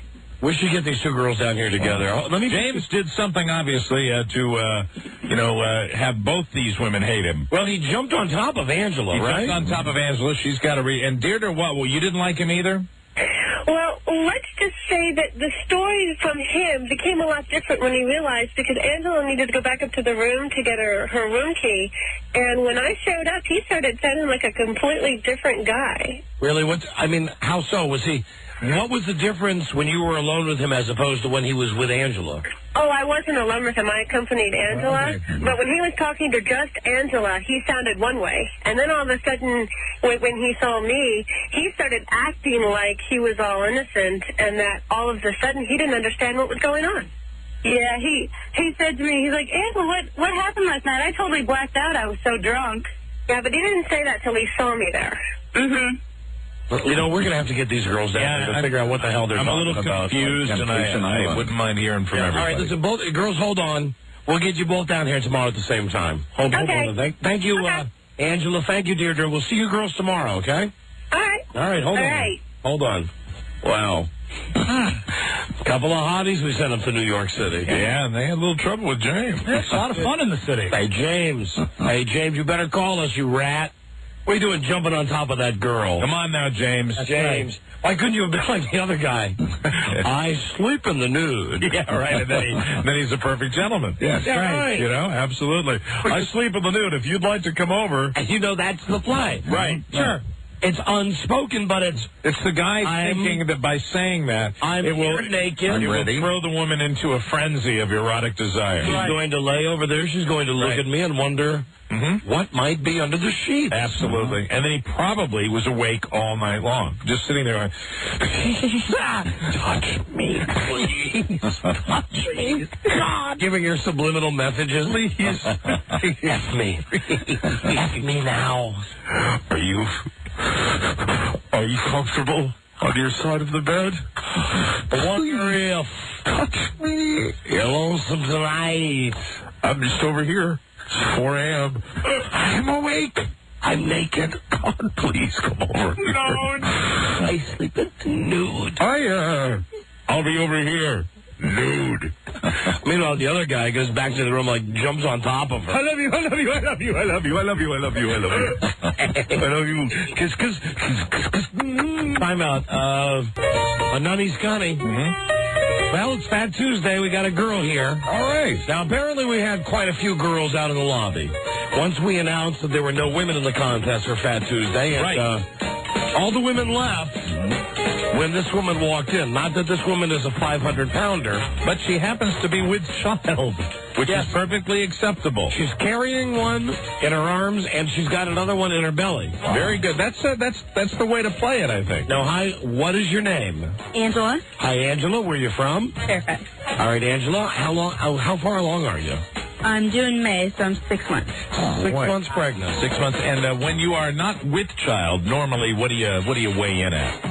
160, 165. Really? Okay, I would have thought lighter than that. You look lighter than that. All right, let's. Well, since I just had him. Right. Okay. I hadn't really gone back to I used to be about 150. Oh, look at what's his name? Clay. And how old is Clay? He's 1. His birthday is Friday. He's 1. Hello. So, wow, like as soon as he popped out, you got working on the next one. Oh, yeah. Didn't waste any time, did you? All right, well, let's have you step on the scales now. And this will be the standard bearer for any women. I don't think we have to use 2 scales. We need to weigh everyone the same way. Oh, we do? The Fat Tuesday show. All right. Okay, she's stepping up on the scales now. 3, 2, now.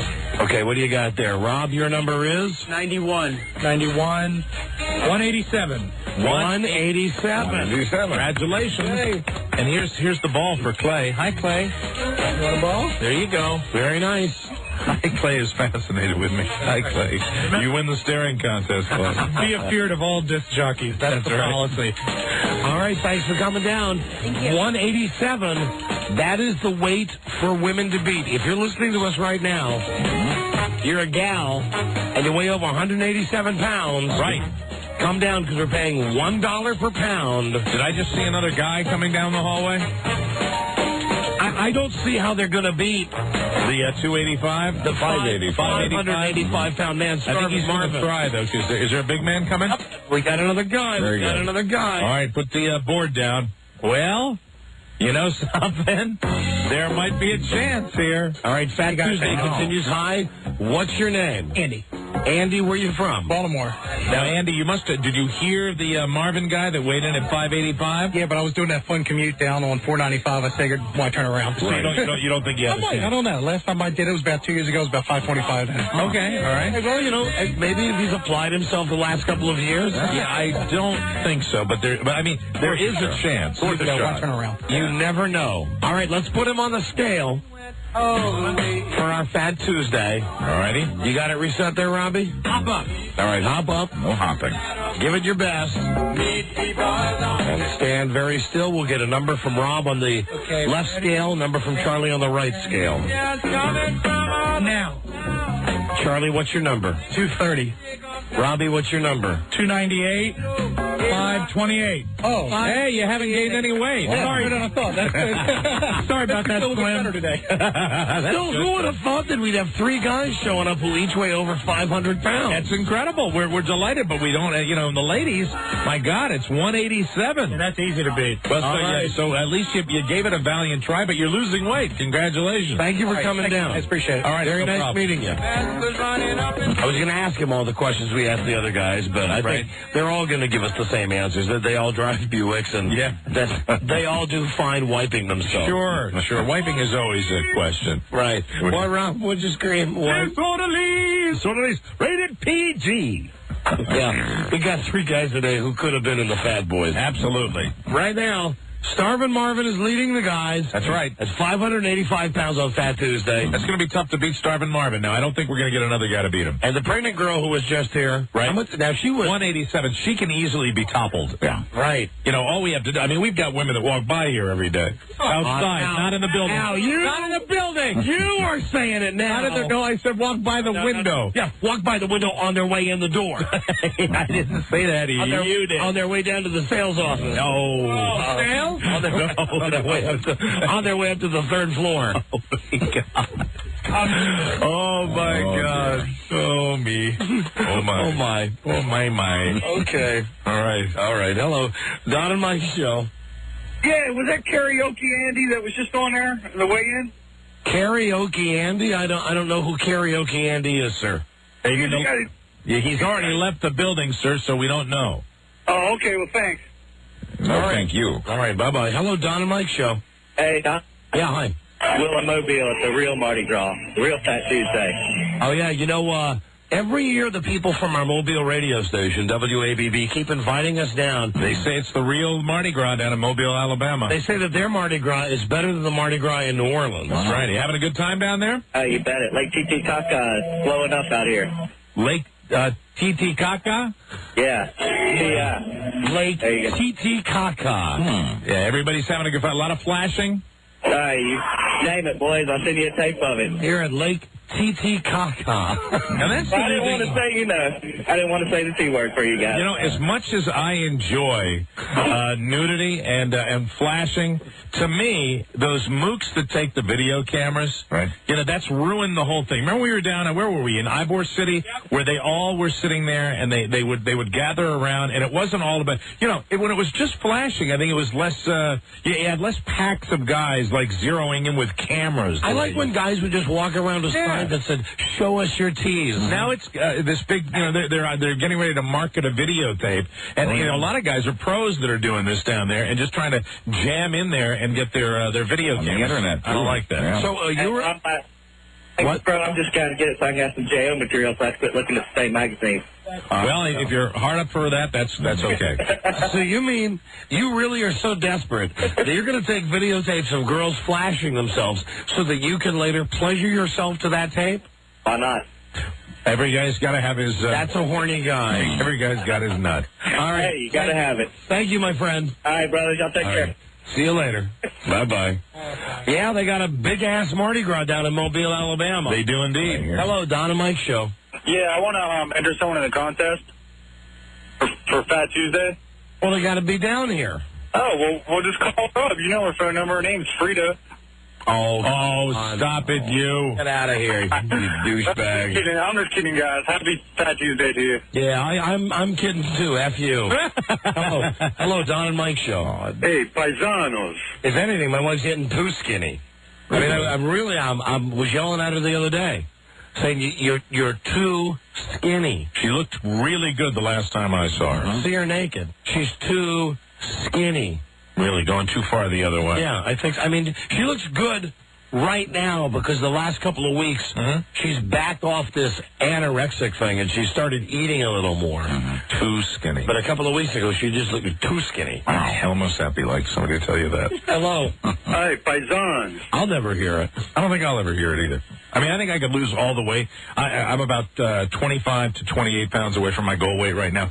I don't think I'll ever hear that, even when I get to the alleged goal weight. Rob, you've lost 70 pounds. Do you think you'd ever hear the word too skinny? No, I could I could go under surgery and I'd still be fat. You know what?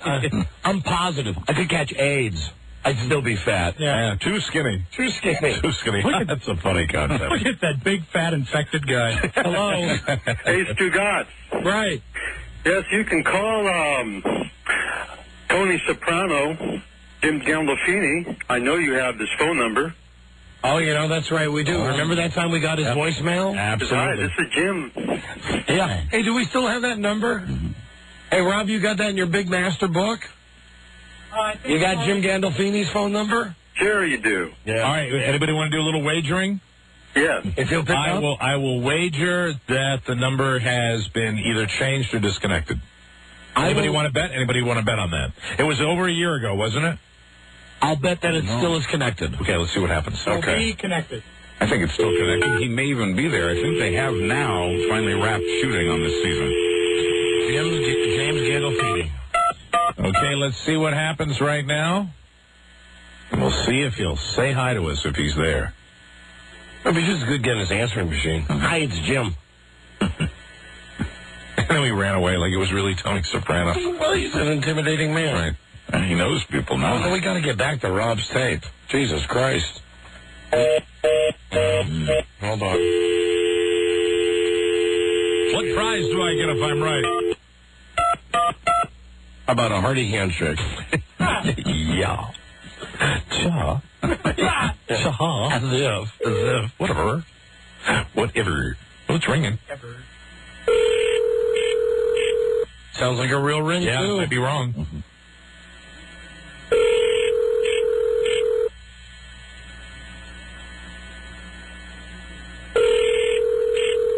And it rings for a machine. For a machine. Hi, this is Jim. Yeah. The message. There it is.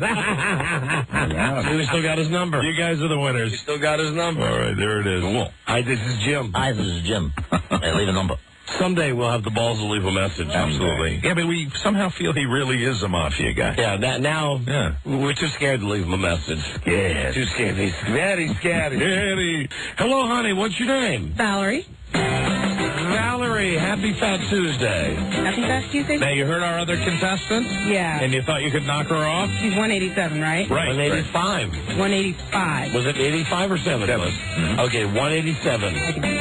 All right, hop on our scale here, Valerie. Good luck. All right, Rob's got to set the scale, little digital thing in there. It's Fat Tuesday. Now you're hopping on there. The fattest guy to come down. We're paying $1 a pound for the fattest person. Fattest guy was 585 pounds. Right. Lisa, now. What's the number there, Lisa? 109.8. Well, 109. 109 and 103 makes it a nice 212. 212. Way to go, Valerie. You're our leader. We have a new leader. Congratulations, Valerie. For that last girl that called, you are not pregnant, are you, Valerie? Now, you're just big boned, right? It's muscle, yeah. It's muscle. Yeah. Cool. All right, thank you. Get out of here, Valerie. Very pretty. Yeah. Bye-bye. And I think we got a second girl coming in now. Good. We got 4 more? 3 more. 3 more coming in. Girls. They're coming off. They're coming out of the walls now. Come on in. Here comes a tall woman. It's another woman with a baby. A tall drink of water. Now, she doesn't have the baby in her belly. So you've just recently had the little one? Yeah, she's 2 months old. Ah, beautiful. Hi, what's your name? Lisa. And Lisa, where you from? Fairfax. What's your baby's name? Neva. And how tall are you, Lisa? I'm 6 feet. 6 feet. 6 feet. Wow. Okay, yes, a tall drink of water. All right, Zena, hop beautiful on. Baby, too. Absolutely beautiful baby. Hop on our scale. Rob's going to reset it. And Buzz, the new mark to beat is 212 for the ladies, 585 for the men. All right, if she beats 212. Right, you can balance yourself on me. All right, jump on. Ready, Lisa? Yep. Now. All right, what do you got, guys? 100. Ooh, 209. Oh. 209 pounds. 209. Sorry about that, Lisa. So close. Sorry. You tried, though. You made the effort. Sorry about that. Thanks for coming down. Hey, but it's not a bad contest to lose, huh? That's right. Have a good day. Let's go to our next female fat contestant, Fat Tuesday contestant. All I see is someone's head out there, and we got a winner. We got a slam dunk. Well, maybe not. No. All right, here she comes. I think. Yeah, you see the woman I'm talking about? No, I'm talking about this woman. Okay, well, I don't know. No, I don't think so. All right, hi. Honey, hi, what's your name? Ellen. Ellen, where are you from? Annandale. Very nice to meet you. Ellen, can I ask a question? Yeah. Is that paint on your shirt or is that some sort of food residue? Paint, okay. You're a painter? Yeah. Very good. Okay, just checking. All right, we're going to put you on the scale. The weight to beat is 212. 212. Are you a painter like house painter or an artist painter? You're a house painter, okay? Very good. All right, jump on the scale. Right, Ellen is going to hop on the scale. No. Don't physically jump on it. That was Here she comes. not something to be taken literally. Figure of speech. Now they're going to get the exact weight. Don't stay still, please. On Fat Tuesday. Now. So we have two scales. 135. 135 and 126. Whoa. Makes. Got a new leader. 261. Got a new leader. There you go. Way to go. We got a new leader at 261. Ellen, you're shaking your head. What are you saying over there? Go ahead. Come here. Ellen, come here. What were you saying? What? Well, what's wrong? Nothing. Is there a lady out in the hallway that you think's going to beat you? I think. I'm inclined to agree with you, Ellen. I got to look at that woman out there. Ellen, 261 is a wonderful weight. It'll be close. It'll be close. All right, fantastic. Good luck to you, Ellen. Thank you, Ellen. That's a lot more than I would have expected. Ellen, if you please. If you please. Ellen K. If you could win the Fat Tuesday contest, would you?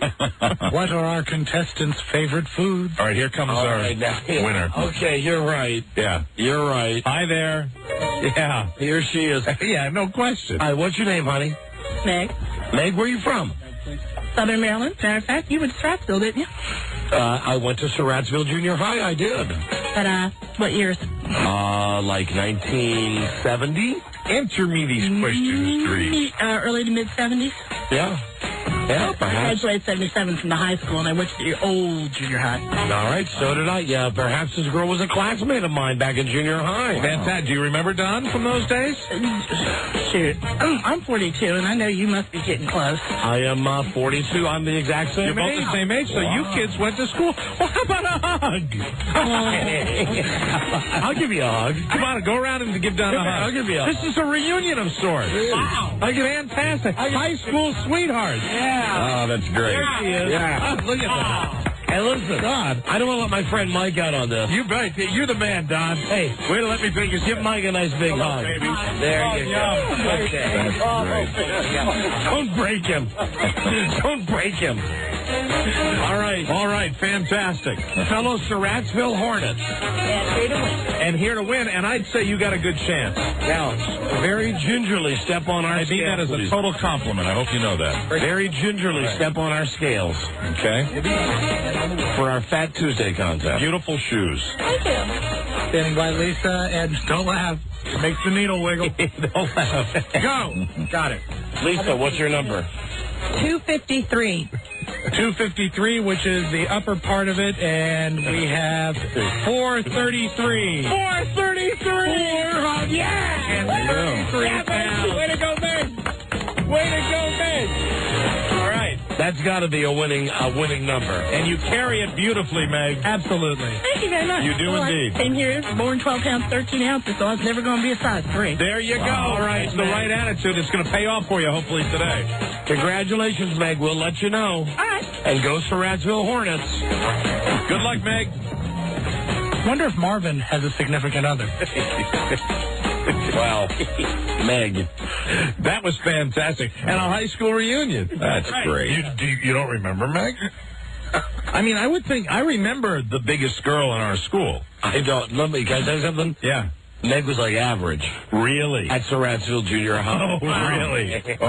Right. Okay. So right now, your leaders on Fat Tuesday among the men. Right. Marvin, 585 pounds. Right. And among the women, Meg at 433 pounds. Yeah, baby. Okay. All right. I'm so glad we got a woman that was over 400 pounds.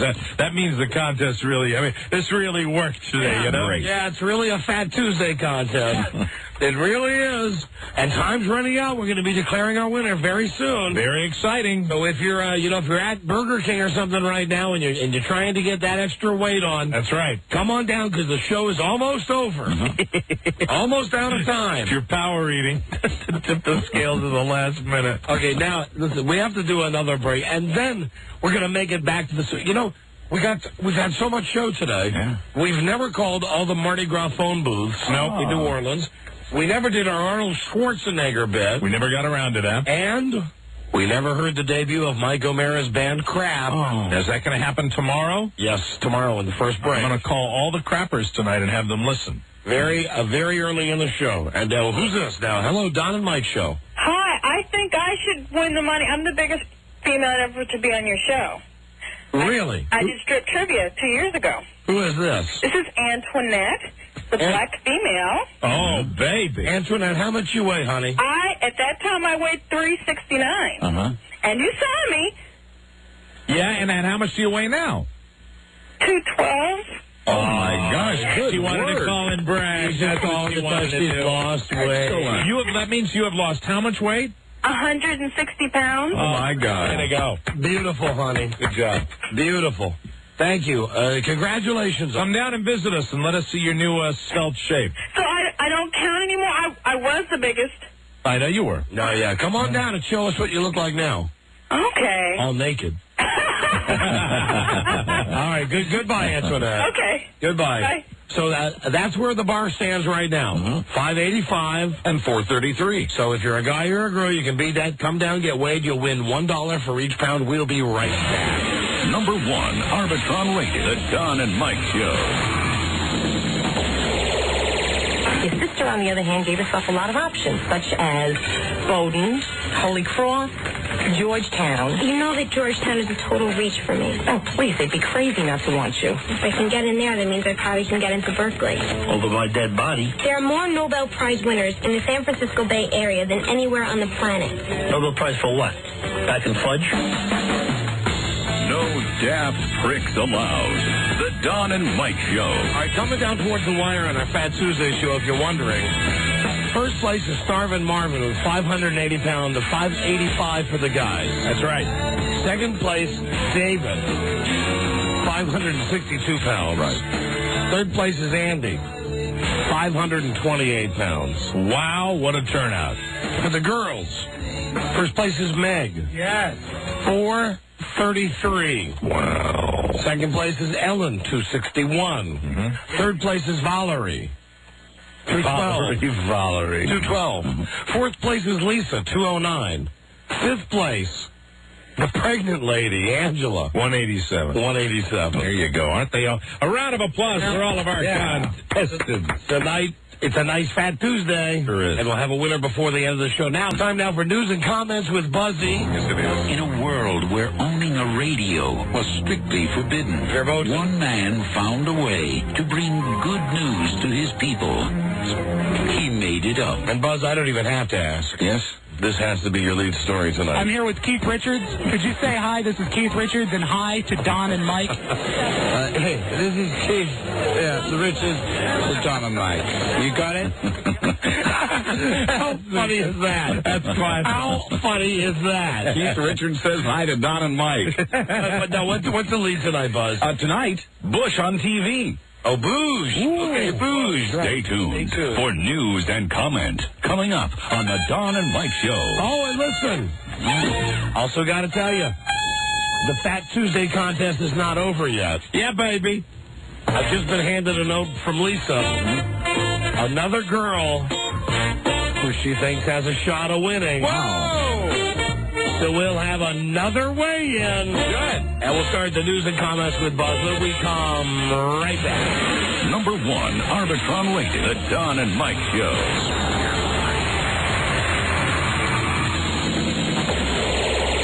What's the word from Planet Crackpot? Broadcasting with a secret stash of ad jazz. Don and Mike. Time for news and comments with Buzz. Brought to you tonight by egars.com. Visit egars.com. Check out the great deals on Punch and the Pollo de Monterey 5-packs. 5 cigars as little as $9.95. 4 Supreme cigars for $18.95. Order online or call 877-81-EGARS. I did it. As charged. I did it. Your man was on Letterman last night. Oh, really? Dave Matthews? Along with our friend Kevin Pollak, who mentioned he's going on a comedy tour, and he said Washington, D.C. was one of his locations. Oh. We ought to try to get him on the show. I think we have... Charlie, did we book Kevin Pollak? That'd be great. Because he was really funny. I mean, he's one. You know, you get people to go on Letterman and that are just really fun, and he's one of them. Charlie said in my headphones that we've already contacted Kevin Paul. Fantastic. Love to have him back on the show. Coming back. Buzz, we have a couple of girls. Okay, good. Who think they can challenge. Let's start the news, then we'll bring the girls in. Okay, let's go. President Bush goes on TV this evening to talk about his tax cut and budget plans. He says he can show us how government can pay for important programs and still have money left for tax relief. Hey, listen, doesn't he realize it's sweeps? I think he does. You know, he's effing up all the TV schedules tonight. That's true. I mean, Tuesday night is my Frasier night. It's on Frasier's been moved to 8 o'clock this evening Eastern Time. That sucks. 7 Central. I like my Frasier at 9. You're still hanging in there with the Frasier, huh? Yeah, the Frasier makes me laugh. A lot of people are. It's still doing very well in the ratings in spite of its move to Tuesday night. It really does. And President Bush will be on at 9 Eastern, 8 Central this evening.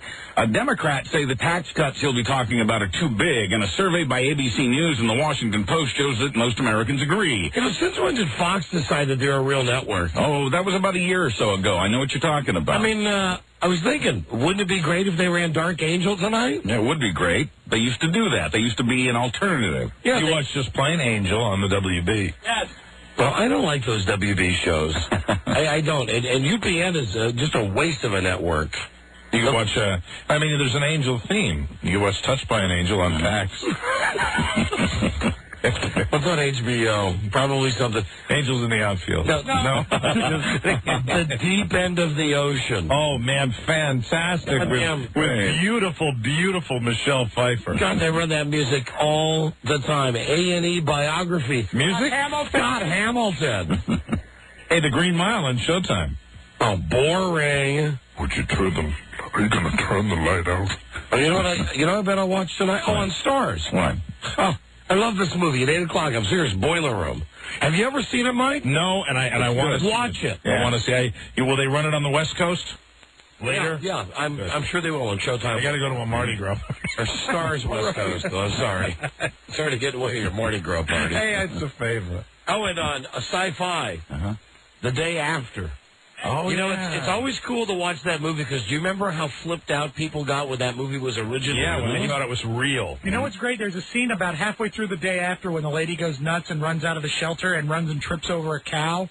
The cow is like made of like styrofoam, and the cow moves when she trips over it. It's very funny. What the hell are you watching other stuff for when WGN's got Steel Magnolias? Oh, yeah. Oh, what was I thinking? Oh, Olympia. What am I thinking? What the program was. Okay.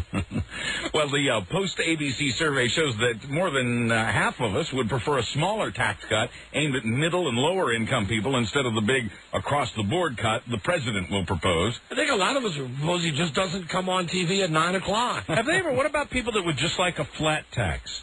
You know, where everybody pays the same thing and everybody's taxes are lowered significantly. Since the presidential campaign before the last one, no one has discussed it. I mean, just for simplicity, the flat tax makes sense, doesn't it? Well, a lot of people think so, but that idea has been shelved, apparently. Why don't they just put them on FX?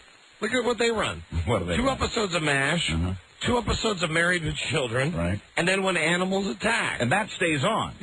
They take off the good shows and they leave those on. Well, they just put them on FX. No one will watch that anyway. Classic Sports has the tribute to Dick Shaft tonight. Oh, I'll be taping that. I'm there. Jesus. Not as many people are buying houses all of a sudden. Yesterday, we learned that existing home sales are down 6.6%. Today, we heard that new home sales are down nearly 11%. For new home sales, that's the biggest drop in 7 years, but remember, that's coming off a record high sales rate. The drop is, however, another sign that consumer confidence is down. A new report on that says it's down to a 4-year low. Here's one of the men who took that consumer confidence survey. Hey, this is Keith. Yeah, the richest. So John and Mike. You got it? That explains so much. It already works, Rob. Just raw, all by itself. All right, hold on. Again, Buzz? From the Consumer Confidence Board, the latest report on Americans' consumer confidence. I know as a Green Bay Packer and a professional athlete, no, I don't think I've disappointed many, many people. And for that, I am truly sorry. Truly sorry. That's Mark Chamorro. A different lack of confidence there.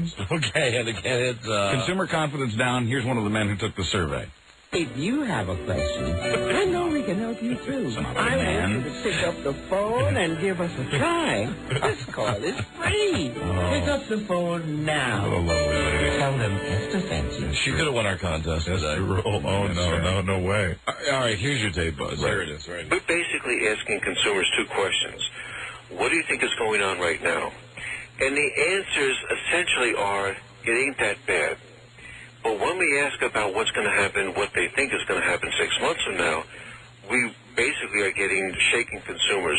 How about this lame-ass analysis? There it is. Okay.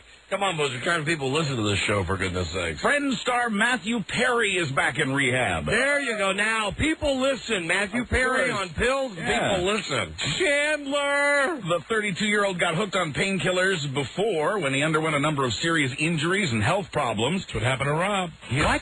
His publicist says he checked back into rehab during a one-week break in the filming of a new movie with Elizabeth Hurley. An upcoming article in Vanity Fair says Hollywood has forsaken illegal drugs and has returned to the Valley of the Dolls. So what? Doll was a 60s term for prescription drugs. The article says the drug of choice these days is Vicodin, followed by Xanax, Ativan, and Valium. Is Ativan yours? And so we can attest to that. We've seen Rob on that. Yeah, absolutely. It really works. Rob's auditioning for Friends. It really, really works. You take 2 Ativan, you'll be swearing at a slot machine before you know it. That's right. Rob's sitting in the Elvis machine going, F you, Elvis. It's supposed to be an anti-anxiety drug. It shouldn't happen Not that way. drug. Not when you lose your last $15. Matthew Perry's drug, at least the first time, was Vicodin. Okay, hold on, Buzz. We're going to break. Number 1, Arbitron rated, The Don and Mike Show. Don't pee on my leg and tell me it's raining. Don't pee on my leg. Better than a nice stab in the ass. The Don and Mike Show. Hey, Buzz, here's what we're going to do. Give us a couple of stories. We'll bring the girls in. All right? Then you get your funny story ready before the break. Okay. Because they're busting my ass about these commercials. I know they are. Okay, back to the news now with Buzzy. The question now is, will Puff Daddy or J-Lo be called to the witness stand? Sean Puffy Combs had his best day so far yesterday in his guns and bribery trial. A security guard testified Puffy had no gun the night of the shooting at Club New York. His testimony was consistent and convincing. PD and J-Lo. It's not likely Jennifer Lopez will testify, but I'm getting a real backlash on this J-Lo thing. That's my favorite sandwich, APD and J-Lo. I mean, what kind of a backlash? Well, I'm sick of it. Yeah? She's Jennifer Lopez. Right. I think she's a great actress. Mm-hmm. She is J-Lo. She's a great actress. She's a POA, and she's a marginal singer who has helped out with great studio work. Yes. And she looks good in a pair of pants. Right. But this whole J-Lo thing has gone too far. You think she's gotten too big? Yes. Well, then, just bide your time. Right. So what? J-Lo. Well, it's not likely she'll testify, but it's possible, and if it happens, it's expected to happen on Thursday. Combs, who is more likely to testify, would take the stand on Thursday or Friday. We've got actually a rapper that's developing right here at the station. Joe Arden's just going to cut a rap album. Oh, that's great. Really? Yeah, it's called J.O. I'm sorry. Jerry Lewis is asking Congress for more money for muscular dystrophy research. Hey. He wants an increase of $100 million. What, the $50 billion we give every year in a telethon is not enough? No, come on, Jerry. He wants your tax money now. He told senators today that he hasn't asked for government help in his 50 years as chief fundraiser for the MD Association. 50 years. Right. He told them he can no longer do it alone. Lewis also told the lawmakers that he promised a cure in his lifetime and that he turned 75 in just 3 weeks. Oh, yeah, and so that's why we should get the money together. Right. Because Jerry's going to die. Exactly. He considers himself some sort of deity. Please, listen. Be a great favor to him. Buzz, hold on, got to break in, because we have one more story before we got to go to break. What? You not ready with that? In Montana, Maine, Oklahoma, and Minnesota, they've renamed all the lakes and landmarks that bore the word squaw in their names. This after Native Americans pointed out that squaw is a derogatory term meaning whore. Derived from its original meaning vagina. Yes, a Camp Spiewak. In Idaho, however, lawmakers have voted not to wipe the word off their maps. So the 93 places in Idaho that bear the word will continue to do so. You notice I didn't use the word Bonnie Bernstein. The word Bonnie Bernstein in relation to squaw. You're disciplining yourself. Right, because I want Bonnie to know I love her. Mm-hmm. Supporters of the change say it would show the world that Idaho embraces diversity. Whore Lake and Whore Valley. She's my squaw. Opponents were afraid that with just Indian leaders choosing the new names, too many people would be left out of the name-choosing process. Quoting one Republican, our history books and dictionaries are being rewritten to be politically correct. I find it really offensive for people to tell me what my language means. The critics love snacks. Okay, this language. Thank you, Paleface. You're bad. Hold on, we got a break. When we come back, caller 100, a prize package selected especially for you. And we'll announce the winners of the Fat Tuesday contest. Very exciting. Call Lisa now at 877-365-3636. 100th caller, you get it. Number 1, Arbitron Radio, the Don and Mike Show. Come on, Pebbles. You too, Dino. Daddy's speaking on the radio. They love the smell of their own farts. Don and Mike. Oh, we do, and we've got to smell lots of other people's farts in here today. Let's go with the winners on the Fat Tuesday. No, just talking to Charlie Broyfield. Tomorrow we want to follow this up with the Ass Wednesday show.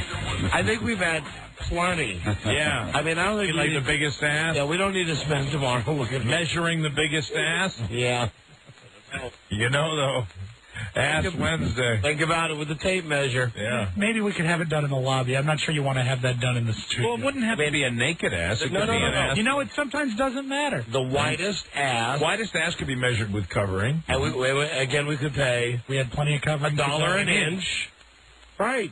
Absolutely. And once again, I'm thinking of some women who work here who could enter the contest. We're going to have the Ass Wednesday contest? $10. Hold on. Charlie has just come up and upped the ante. Yeah. $10 an inch tomorrow for Ass Wednesday. For the biggest ass. You don't have to be fat to have a big ass. Biggest ass. Well, remember that our first competitor had a 72-inch waist today, and I think his ass was bigger than his waist. He should come down. He should. All right, well, listen, tomorrow, then that's the decision. All right. Ass Wednesday. Right. Biggest ass. Rob, get some tape measures. And we pay $10 an inch. Right, we had Fat Tuesday, we have Ass Wednesday. It's going to be great. And that'll be for guys and girls. And we have 2 big cash winners today. Among the men, Starvin' Marvin walks away with $585. Yeah. Go, Starvin' Marvin. Her weight at 585 pounds. And among the women, it's Meg. Your high school classmate. Yeah. She wins. All right. $433. Everybody in Suratsville is going to be very, very proud. That is her weight, $433. We want to thank David and Marvin and Angela and Andy and Valerie and Lisa and Ellen and Megan, Rebecca and Melanie and Jesse, who all came down today. They were all lovely. For the Fat Tuesday. Well, not the guys, of course.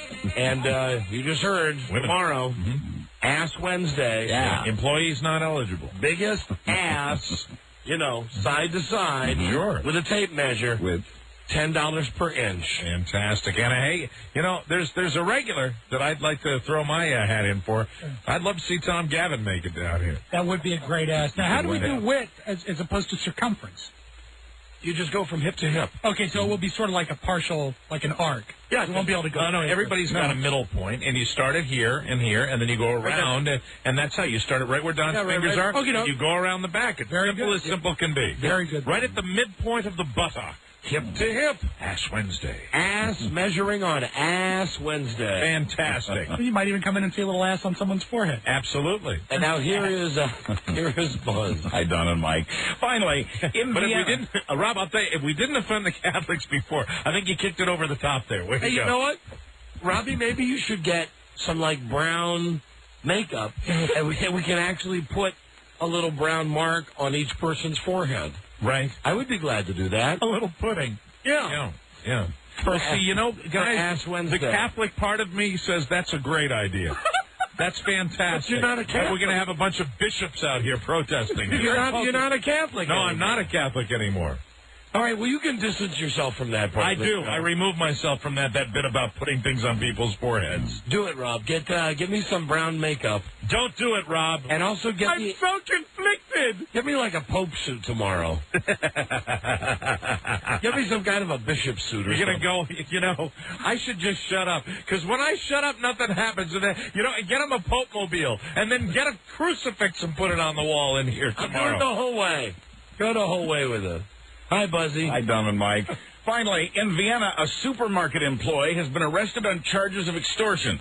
He was reportedly catching female shoplifters in the act and then letting them go if they agreed to pay him $66 and let him photograph them naked. Yeah. Police say he was not passing the money on to the store, but keeping it for himself, even though he told the women the money was for compensation and administrative costs. Sure it was. I'm Buzz Burbank on the Don and Mike Show. Well, thank you, Buzz.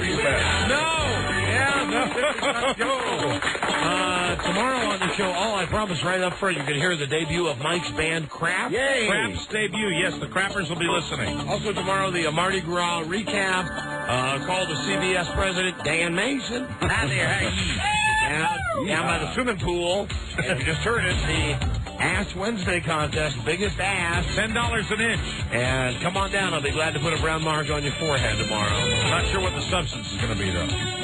Oh, no, it'll be some kind of body paint or something. Are you sure? Yeah. I'm not putting poop on people's heads, if that's what you meant. Well, this doesn't smell like makeup.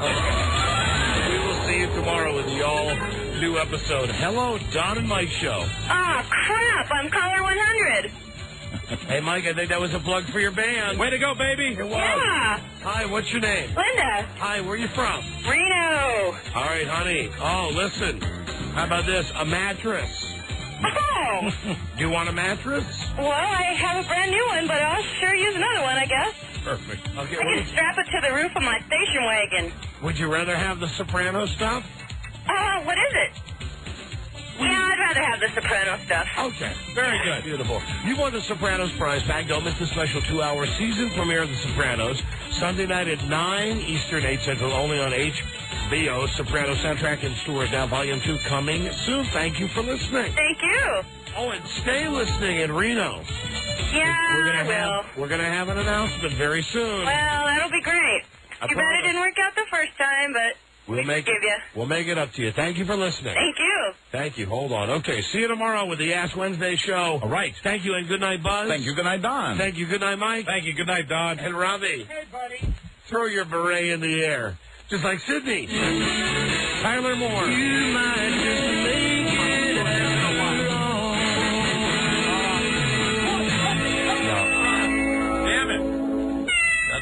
Damn it. What can I say? Well, you don't know could fill a book. Okay, we will see you tomorrow. So long, everybody. Bye-bye. Till we meet again, this is Sammy Davis Jr. saying, be kind, be nice, and I hope the next performer has the pleasure of having as nice an audience as you've been tonight. And let me leave you swinging. Number 1, Arbitron rated, the Don and Mike Show.